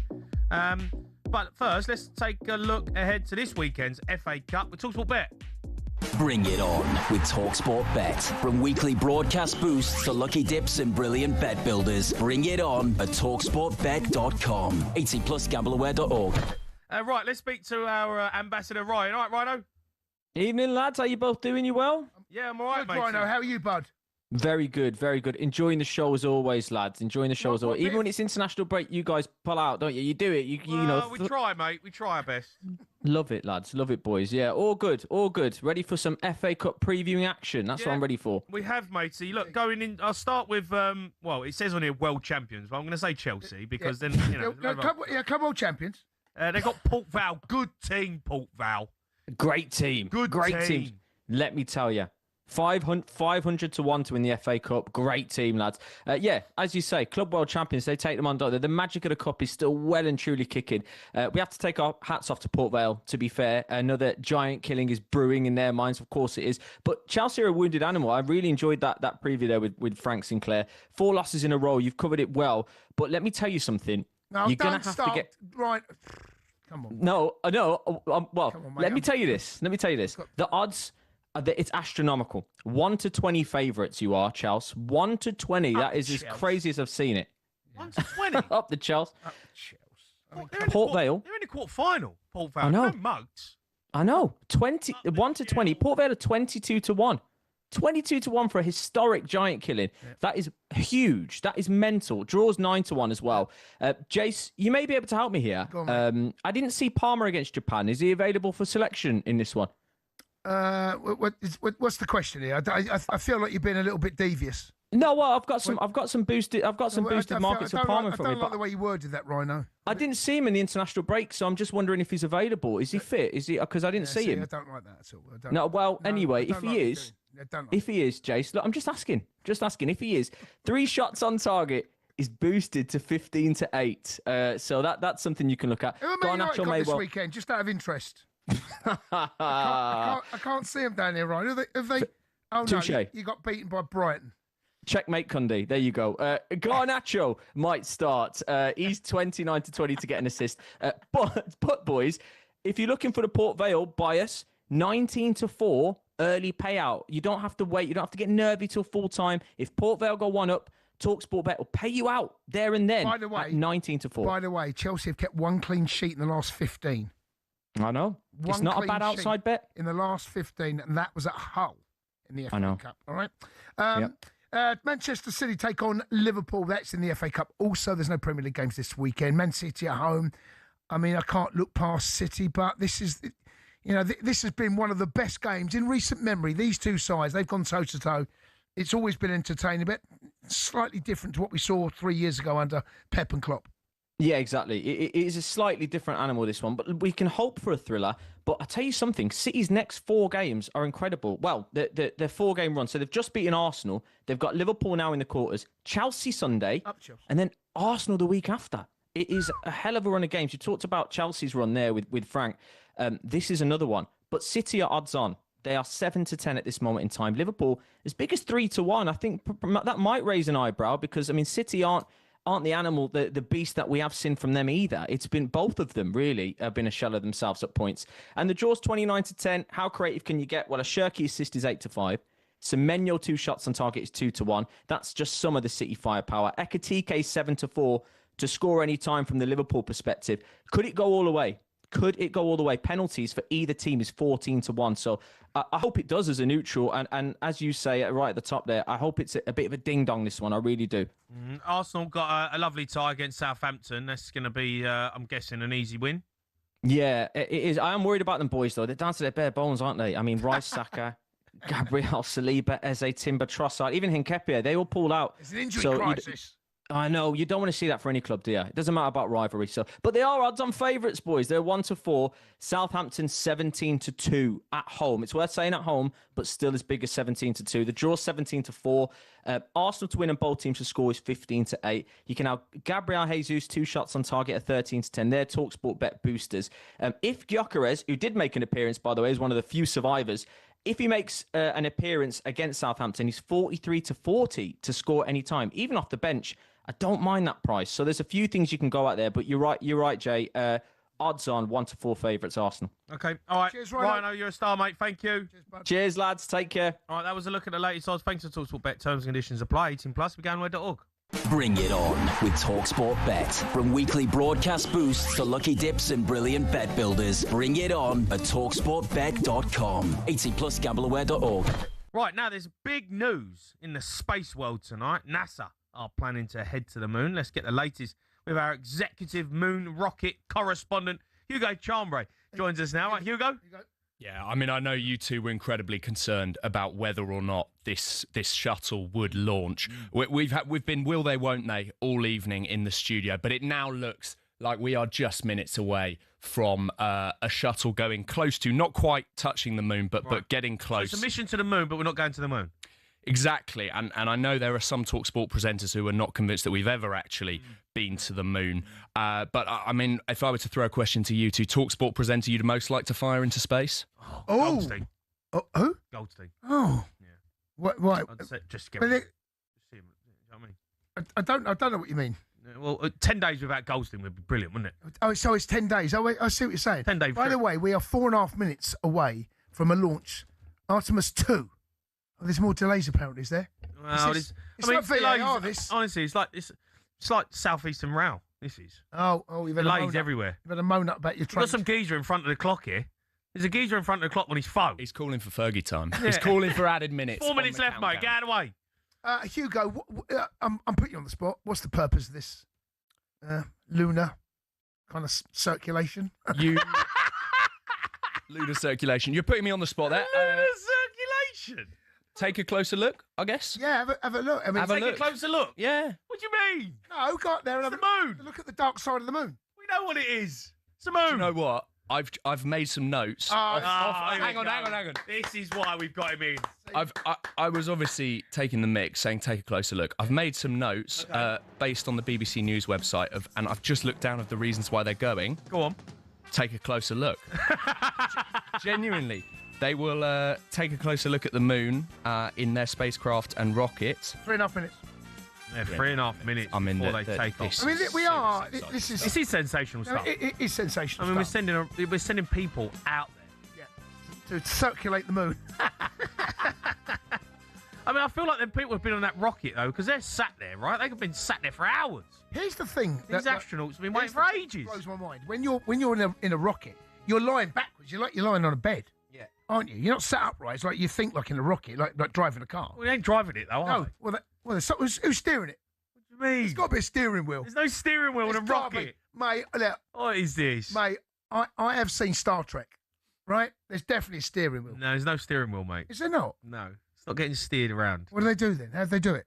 It's being controlled by the rocket for one to get it up there, and then it's Controlled by the look. They're not just. As if you know. Well, they ain't got a steering wheel. Controlled by the They rocket. traffic lights up there. Controlled by the rocket. You got a brake.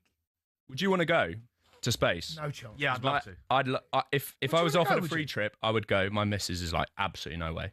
Free trip, she wouldn't go into space. I wouldn't go. Oh, I'd love to. Send me out there. Send me out there. You and Goldstein. Yeah, I'll be gone. Send me out there. I mean, you've got to be fit though to go up there. What you saying? What you saying? I'm What you saying? just saying. I don't know whether you're. What? You saying I can't take the G-force? I don't think there's any. I don't know whether your body will be able to deal with it, mate. I'm telling you now. Do you think your body be able to deal with it? I could sit in that You say rocket. G. Okay, what is the force, Hugo? I'm asking you as 2 a- minutes. 2 minutes and counting. 2 minutes count. What is the force on the human body when you go up there? So is it? It says G. I mean, what is? How many times G-force the body? 10 Gs. More than a Formula One car, for yes, sure. Yeah. Yeah. Do we know how fast when it's up maximum speed, how fast it's going? Fast. Fast. Really. How fast is really it going? fast. You, come on, mate. You got to know. Look, Come on, we've got- Hugo. Mate, you are our 1,000 miles an hour. executive moon rocket expert. All right, we need to know we need to know facts. Right, you told us it was meant to go at 1:30. They're late. Poor old Hugo's got dragged in. Right, We're asking him in-depth questions about how fast the rocket goes. 33 minutes past. Right, it's late. They've gone late. No, it's good. It's on time now. Just It over a says minute. here the computers are being powered up. The computers have been powered up. They've been powered Do you know up. that they pump out loads of water before the rocket launch? Oh, here we go. Here we Do go. you know that? Well, go on in. Tell us more about it. Well, so because of the shock waves that come out of the rocket when it launches, they actually dump over 12,000 gallons of water before they take off. Right, I mean, who's the expert? Here you go. I don't mean, know if he's making it up. I don't know to look at. That's a fact. You'll watch in a minute before it actually takes off. Right, what's going? Tell us what's happening. And it's a fact. Well, we've got 43 seconds before they take off. Probably around about now, about 30 seconds before they take off. Yeah. They will start pumping. Where's it pumping from, Tons Jay? and tons of Where's water. it pumping from? Well, from the water things that are around it. Base. Yeah, the And it's a base of fact. it. Because of the shock waves it Water. produces Oh, so no, powerful. Jay could be right. Let's look for the water. It will start happening. There's a water tower next to it, Jay. Yeah, but well, that's a fact. I'm looking. And it's a fact. I can't give you the expert reason why, because What are Hugo those things? should Are know those, this are they stuff. boosters on the side? Are they called boosters? Yeah, they are boosters. They're boosters. And it's are a they? fact. How far away? I Where mean- now? We can't be I far. mean, the countdown has ended. Well, Water is flowing. There you go. Oh, there's the water. Look. There's the water. And See? here we go, The 10. water's, There look, is, look, that's look it, at that's the the water. water. Look, the water's Gushing, Jay's gushing right. in. Here we 7. go. Look at all that 6. water. 6. 5. Oh, it's off. It's gone. It's It's gone early. 4, 3, 2, 1. It's gone. There you go. It's coming. They are away. The rocket launch to the moon has happened. Yeah, and incredible stuff. Quick for the camera. I told you. It's It's fast. I'm terrible. a bit disappointed in the cameraman there, to be honest. Yeah, he's How fast are they going now, Hugo? Oh, they're telling on the right. See that? Tells you. Yeah, Again, I'd say fast. I'd have to say. There's so many numbers on the screen. Oh dear, it's incredible stuff. See, so Hugo's come in, and the only person Have we that got the actually broadcast gave rights for facts- this? I don't think we have. Talk Sport live coverage we of have. the rocket launch. You know what? I think people would rather watch us than watch it. You know, No, that's good. it is incredible though when you think about it that we're sending that up into space. But you don't think we are? No, I think You think this is I fake? think that we are actually going to go, but we're not landing on the moon, right? So my debate is how comes half a century ago that we landed on the moon? What do you mean? Well, half a century ago, Armstrong and all that, they landed on the moon, right? Neil. But we've never been back. But we've never been Why back. didn't it since. go back? Never been back. We don't need to go back. Where's it got to go back? Been there. I just think it's debatable. I think it's up for I debate. don't it's up to debate, mate. I think it's up for debate. By the way, it's going very fast. Hugo, thanks for your Cheers, useless, executive correspondent there. Is that promotion? Maybe not. Cheers, lads. All right, Cheers, Hugo. you're listening to the Sports Bar. We're going to move on next.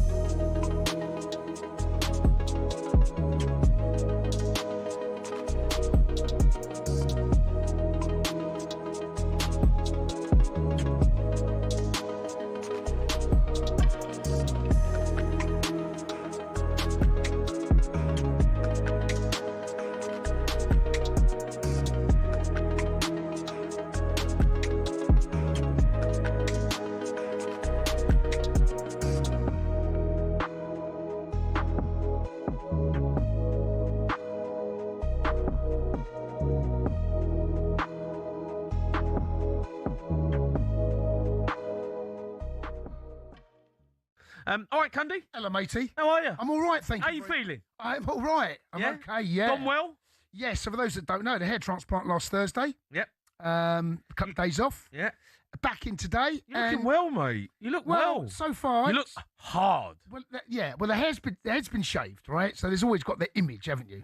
Like of a bit of a thug. Yeah, you look like you're going to be on like Football Factory or Yeah, something. yeah. But look, it went well. It's such a weird process. I mean, you're in the chair for about 8.5 hours. It's all done. I mean, that's hell for you, right? You can't. Oh, mate. Well, they gave me. I fell asleep halfway through it. They gave me sedatives. Yes, I struggle to sit still, mate. But struggle. I struggle to sit. Impossible. Still. Yes, but they're sedatives, mate. They work their magic. But here we go. So the beginning. Mate, I like it. Well, we'll I see. like it. It's the new Cundy. The new version. The new version of. No, improved. Don't know about that. It looks all right, mate. I'm happy with it. Yeah, well, look, big shout out to the Wimpole Clinic. Thank you very much for what they did. And we'll see the results, mate, over the next coming 3, 4, 5, 6 months. You've got to have a haircut, man. What's the haircut look? What's the trim? You got Don't a know. little quiff? Don't know what I'm going to go for, mate. You look all right with the old skin. Listen, I'm not having a hair transplant and then looking like this. No? I'm not. No, you don't have a hair transplant and shave It's your all head. right, though. Well, for the time being, I've got no choice. Yeah. I've got no choice. This is how it's going to be. All right, so there you go. You're making me die. Yeah, it's a bit. I mean, did it hurt? Obviously, during the operation, it's very weird, or during the procedure, Yeah. very weird, mate. people. There was one at the back, so I had 3 people working on my head at one time, and I couldn't feel it, but I could feel them. It's all like when you had the anaesthetic in a dentist. You know, someone's working on doing something, but you can't really feel it.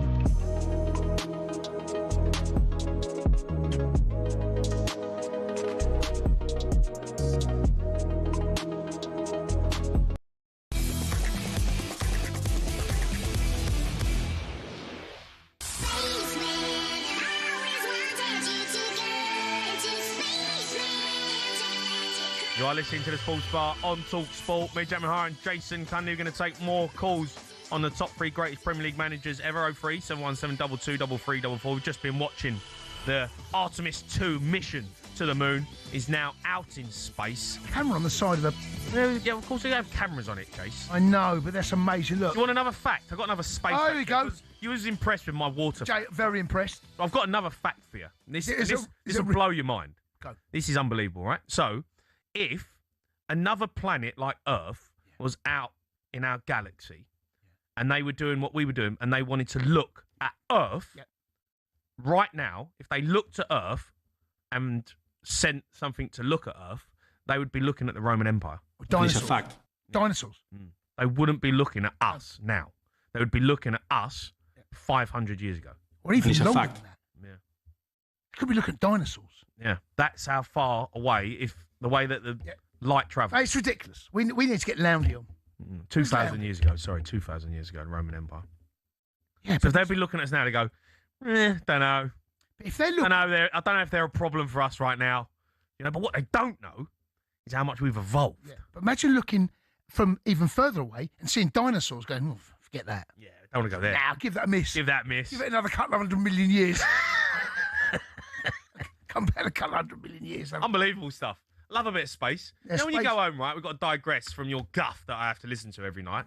I go home, get in, get in bed. Yeah. Oh, I don't know. Are you filthy pig? No. I don't want to know what you're doing. You know, no, Jay, come on, the mate. missus is normally, It's a family show, Jay. The missus is normally well asleep by then, right? So she's gone. Wake her up. Yeah. No, I don't wake her up. So I put on a bit of YouTube, amongst other things. What'd you put on? A bit of space documentary. Yeah, a bit of Brian Cox, mate. Do you love Cox? I love Cox. He's brilliant. Do you enjoy Cox? Yeah, mate. When I get home at night, half 2. Half 2. Put Cox on. Let's get back to some calls. But are we doing the zone preview? Right, before we get back to the calls, this Saturday an icon will fall. Derek Chisora colliding at proms. You kill me. Deontay Wilder. Let's take a look at the big fight now with DAZN. Big fight build-up on talkSPORT with DAZN. Watch Derek Chisora versus Deontay Wilder this Saturday, only on DAZN. Buy now at DAZN.com. Earlier today, Deontay Wilder sat down with talkSPORT's Gareth A. Davies, Spencer Oliver, to preview this huge fight and whether the bronze bomber is feeling confident. Dream it, see it, speak it, believe it. All those things you've told us for many years. Tell us what you're going to do to Derek Chisora on Saturday night from all of those thoughts and dreams you have. Well, this is the time. This is the moment. I'm in the right place. I have the right opponent with Derek Chisora, and this is going to be an amazing fight. Both of our 50th fight. We're coming with everything. I'm coming with all I have. He's coming with everything he have. And this is going to be a great fight. I'm looking forward to the heel version of Deontay Wilder. Many people wanted to see him because they missed him, and I couldn't deliver many a times because of various of reasons. But I could say I am healed at this moment in time, mentally, physically, and emotionally. So here we go, baby. Saturday night at the O2 Arena, there will be fireworks. There will be flower singing. There would be flower bringing and song singing, you know, and I'm looking forward to it. And when I say flowers bringing and song singing, I don't mean a funeral. I mean, this is the 50th fight for both of us. Darius said he's to retire, and I'm looking to carry on. So once I retire him and he goes off, I may even shed tears because no one knows how tough it is to risk your life day in and day out, 50 times, to go into camp, to risk your body 50 times, you know. And so this is going to be a celebration for both of us. And I'm looking forward to it, you know. I get very emotional at these times because as an older me, it's an honorable feeling just to be alive because nothing lasts forever. So stay tuned. Don't blink. You're going to be on the edge of your seat with this fight. And I promise you that. Yeah, it's a massive fight. We're all looking forward to it. That was a look ahead to Chisora versus Wilder with DAZN. Don't forget, you can watch it live this Saturday, only on DAZN. Buy now at DAZN.com. Big fight build-up on talkSPORT with DAZN. Watch Derek Chisora versus Deontay Wilder this Saturday, only on DAZN. Buy now at DAZN.com. We're talking about top 3 Premier League managers of all time. Yep. Mohammed, Liverpool fan, he's phoned us up. Right, Mohammed? Mohammed? How you doing, Jason? How you doing, Jamie? Okay? I'm all right, matey. I'm all right. Go on. We're talking about, obviously, top 3 Premier League managers. Sure. You've got Fergie, Pep, Wenger, Mourinho. You're going to say I've got my Liverpool hat on, but Jurgen Klopp's got to be in the conversation with top 3rd manager. Go on. 3 Champions League finals. He won 1, took us to the final. We never had much money. It's not Premier League, though, is it? Well, he was in the Premier League. 9 years, he was at the helm. All them trophies. Mourinho never won the Champions League in the Premier League. No, here's the question. Greatest Premier League manager. Sorry? Greatest Premier League manager. I'm going to say it's Alex. I wouldn't like to say it, but it's Alex. Yeah, but you can't put Klopp in there. No, Klopp's not in there, mate. No, number 3rd. You've got to say 3rd. What do you mean? How many did he win? He won last season. Liverpool won the league with Klopp's team. So there's 2 Premier Leagues there. Who's the manager? Klopp was the manager, but he only brought Chiesa. So he only brought 1 player in, and it was all Klopp's team. So Klopp's won 2 Premier League titles? In my eyes, yes. So what does Slot do? Slot just run them out and trained them for the night, for the day. Just run them out. Run them. Yeah, just run them out. And trained them. He ran them out and trained them. Wenger, you think Arsenal should be 3rd because he's never won the Champions League. Mohammed. Arsenal can't be a great team. They have never won the Champions League. Mohammed. I keep saying to these deluded Arsenal fans, you've never won the Champions League. Yeah, they are deluded. I'll give you that, but they might go close this year. But it's the greatest Premier League manager, not what they've done. Yeah. So Alex number 1, 2 Pep because they had all the money. Who's number 3? We never had no money. 2016 when Klopp come in, we had nothing. The only way we made money. Who's number 3? Was Coutinho. Who's number 3? Klopp, without a doubt, shadow of doubt. He won 1. He won 1. 3 Champions League finals, Europa League final. No. Hold on, Mohammed. Champions League, getting to the final is a big thing. We should have won that one in Paris. Mohammed, doesn't matter what he did. He could have won 10 Champions Leagues. He's the greatest Premier League manager. Well, that's the Premier League winner manager. With the amount of money he spent in 2016, he come in, we had nothing. We brought... Mohammed. Yes. The question is... Yes. Greatest Premier League manager. So Alex, okay, that's fine. Right, greatest. Who's the second best Premier League manager? Honours-wise, Guardiola with all the money. Okay, last question. Who's the 3rd best Premier League manager? Premier League manager. Yeah. I've got to say Klopp. I'm not. I'm sticking to my guns. You're gonna laugh, lads. Yeah, you're gonna laugh. What do you mean you're going to laugh? Of course we're going to laugh. Ranieri won 1. Klopp won 2 in my eyes, but... so basically, Slot ran them out and trained them. You should have been lawyers, boys. He ran them out and trained them. You should have been a lawyer, Jason. That's not standing... Mohammed, that's not standing up in court, mate. If a judge stood there in front of you and he said, look, I ran them out and trained them, I think the judge is going to say, no, can't give you that one, mate. You're living in cuckoo land. Really? You live in cuckoo land. We never had so much money. Guardiola, over all that money he had, I hope they do give us 3 titles back what we deserve to win. 97 points, over 90 points. We deserve them to when it goes to court. We'll get them 2 titles back. So we'll be proud. All right. Mohammed, you're a star, mate. Thanks for phoning in. We're going to move on. Back pages coming up next.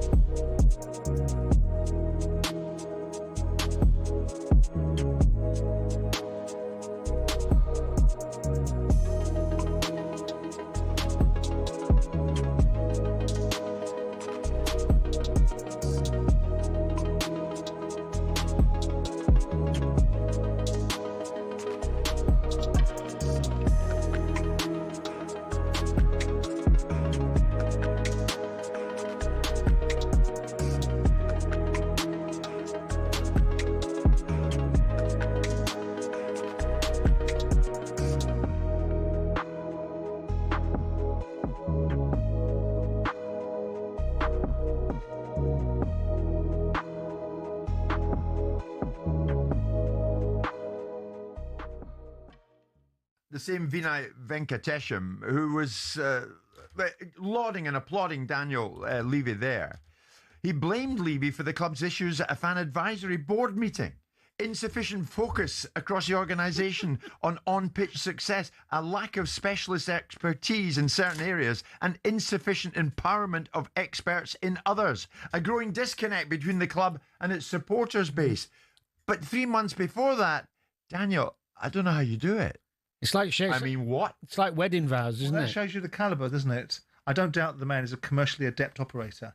But the king is dead. Long live the king. I had one of those in Phil Alexander, who was a treacherous hound as well. And in this instance, you've got people. You didn't name not them, leaders. Not leaders. That's not a leader. That's not a leader. That's not a leader. First of all, Venkatesham? Yeah, what a fawning, pitiful, sycophantic exhibition of absolute ghastliness. Right, which was then spun on its head 6 months later because his new masters have suggested something different. I mean, that doesn't smack to me of any one single scintilla of integrity, does it you? For me... Integrity or sincerity. Yeah, I mean, listen... And I met Vinay, and I thought he was a delightful He's an operator. fella. I'm sure he's an operator. I want leaders. It's not a leader. You don't run with a hare and hunt with the hounds as a leader. You have definite views. Yeah, you adjust your information and you pivot. And he may well have found some awful bodies in the building, metaphorically speaking, that subsequently explain this massive sea change that he's gone on. Or, you know, he's a hard hand. And what he does is what he's told.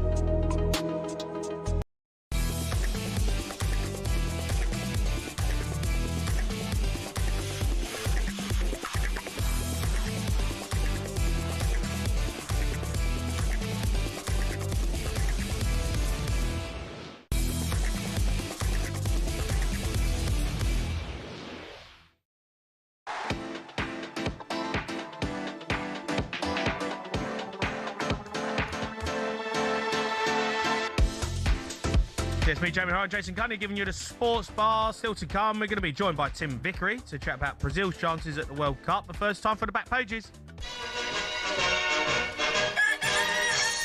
JC! Jack Cunningham joins us. Right, Jack? Evening, lads. How you doing? Cundy, looking good. Hello, Everything all matey. go well. Yeah, all is well, mate. Airline's back. Back. Yeah, after the hair transplant. JC, I'm surprised. Newcastle haven't played. Why are you in the studio? Well, you know, we're just not in the studio. It's is what it is. Yeah, Newcastle Thought they haven't might played. have lost. We haven't got ages until we play, actually, which is fantastic. Why? You're not in the FA Cup? What happened there? No, we're at the FA Cup as well.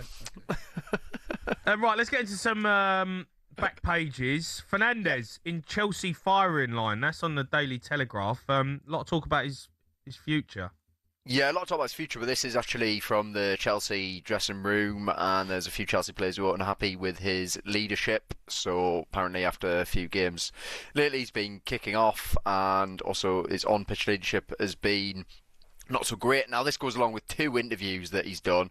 So the one after PSG, where he kind of said his future is basically up in the air, he'll decide after the World Cup. And then yesterday, he had a very strange sit-down in Argentina, I think it was, where he basically said he absolutely loves Madrid and he would love to live in Madrid. Now, Real Madrid have been linked with a move for Enzo Fernandez, and Chelsea would don't think be willing to necessarily sell him, but I think if Real Madrid came in with a big offer, then probably Chelsea would consider it. Enzo Fernandez, in my point of view here, I think he should really knuckle down and get on with the rest of the season. Yeah. You know, Chelsea can still get Champions League football. He's meant to be one of the leaders in the team.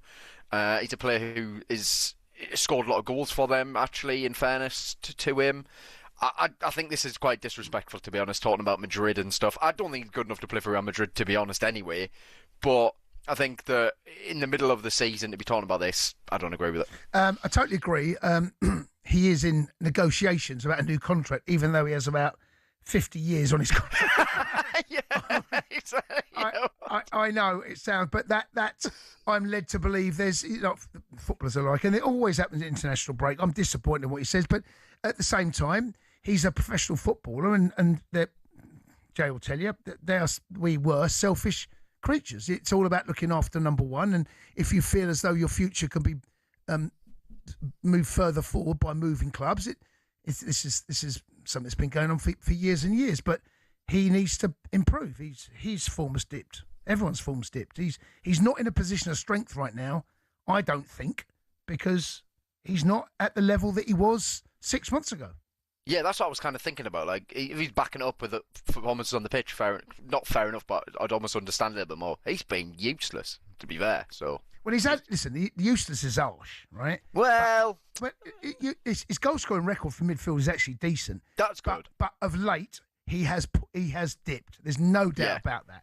I think he doesn't influence games enough. His to be form honest. has dipped. There's no getting away from that. Yeah, I totally agree with that. All right. Touch and go for Foden, says the back page of the Mirror. Thomas Tuchel has admitted that Phil Foden's spot on. The plane for the World Cup is not guaranteed after a disappointing showing in England's last 2 recent friendly matches. And well, he's not alone though, Foden, is he? It's not been great for anyone really. But why Phil Foden?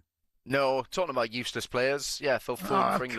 God, because 49 caps for England, Jace. 49 caps for England. I don't think he's played well in a single game, honestly.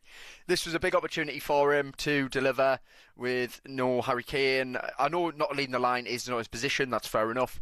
But you want a player like that who has done it for Manchester City to grab these games by the scruff of the neck. Not false nine, though. Yeah, I know, but you can still get more involved in the game or what How have can you get you. involved in a game when Japan have got 6 players around him? Do you know? I agree with you, Jack, on the fact that he needs to be better for England, right? And we don't see the best Phil Foden in an England shirt, but there's so many times I've watched him play when he's not in the best position that he should be in. We've either played him on the left, we've played him on the right. You know, he hardly ever plays as a number 10. We played him as a false 9 against. He's not a false 9. No, he's not a false 9. He's not a false 9. He is. I get it. I get the argument with him. I really do. But I also think, like, what do you expect? Yeah, it's fair. What we'll say, though, is I think for Manchester City, on the right wing, he played a massive role in when they won the Premier League on the right wing. I think on the left, he's never really worked. He is a number 10, of course he is. It's just sort of a player of that talent you want to, no matter what position he is in, to realistically prove it that he deserves it. And I think Tuchel's comments here are pretty pointed, actually, and I'm basically saying that I don't think he's going to be on the plane. Rightly or wrongly, if you agree or disagree, just feels that what Tuchel said here is that Foden's not going to be going. He got his chance, he didn't deliver. But as Jay said, there was many players who have not delivered on this international break. And of course, most of the first 11 were missing. But for a chance to step up and get yourself to go to a World Cup, there wasn't many who took the opportunity. Yeah. All right. Back page of the Mirror. Isak's back as Slothouse Special Mo. Yeah, so Alexander Isak finally back in training after his broken leg. Just in time to play PSG in the Champions League. I don't think he's going to be involved in the first leg. He might be involved in the second leg. But I think you're looking for Isak. You're looking at next season, realistically. He probably is now going to go to the World Cup as well.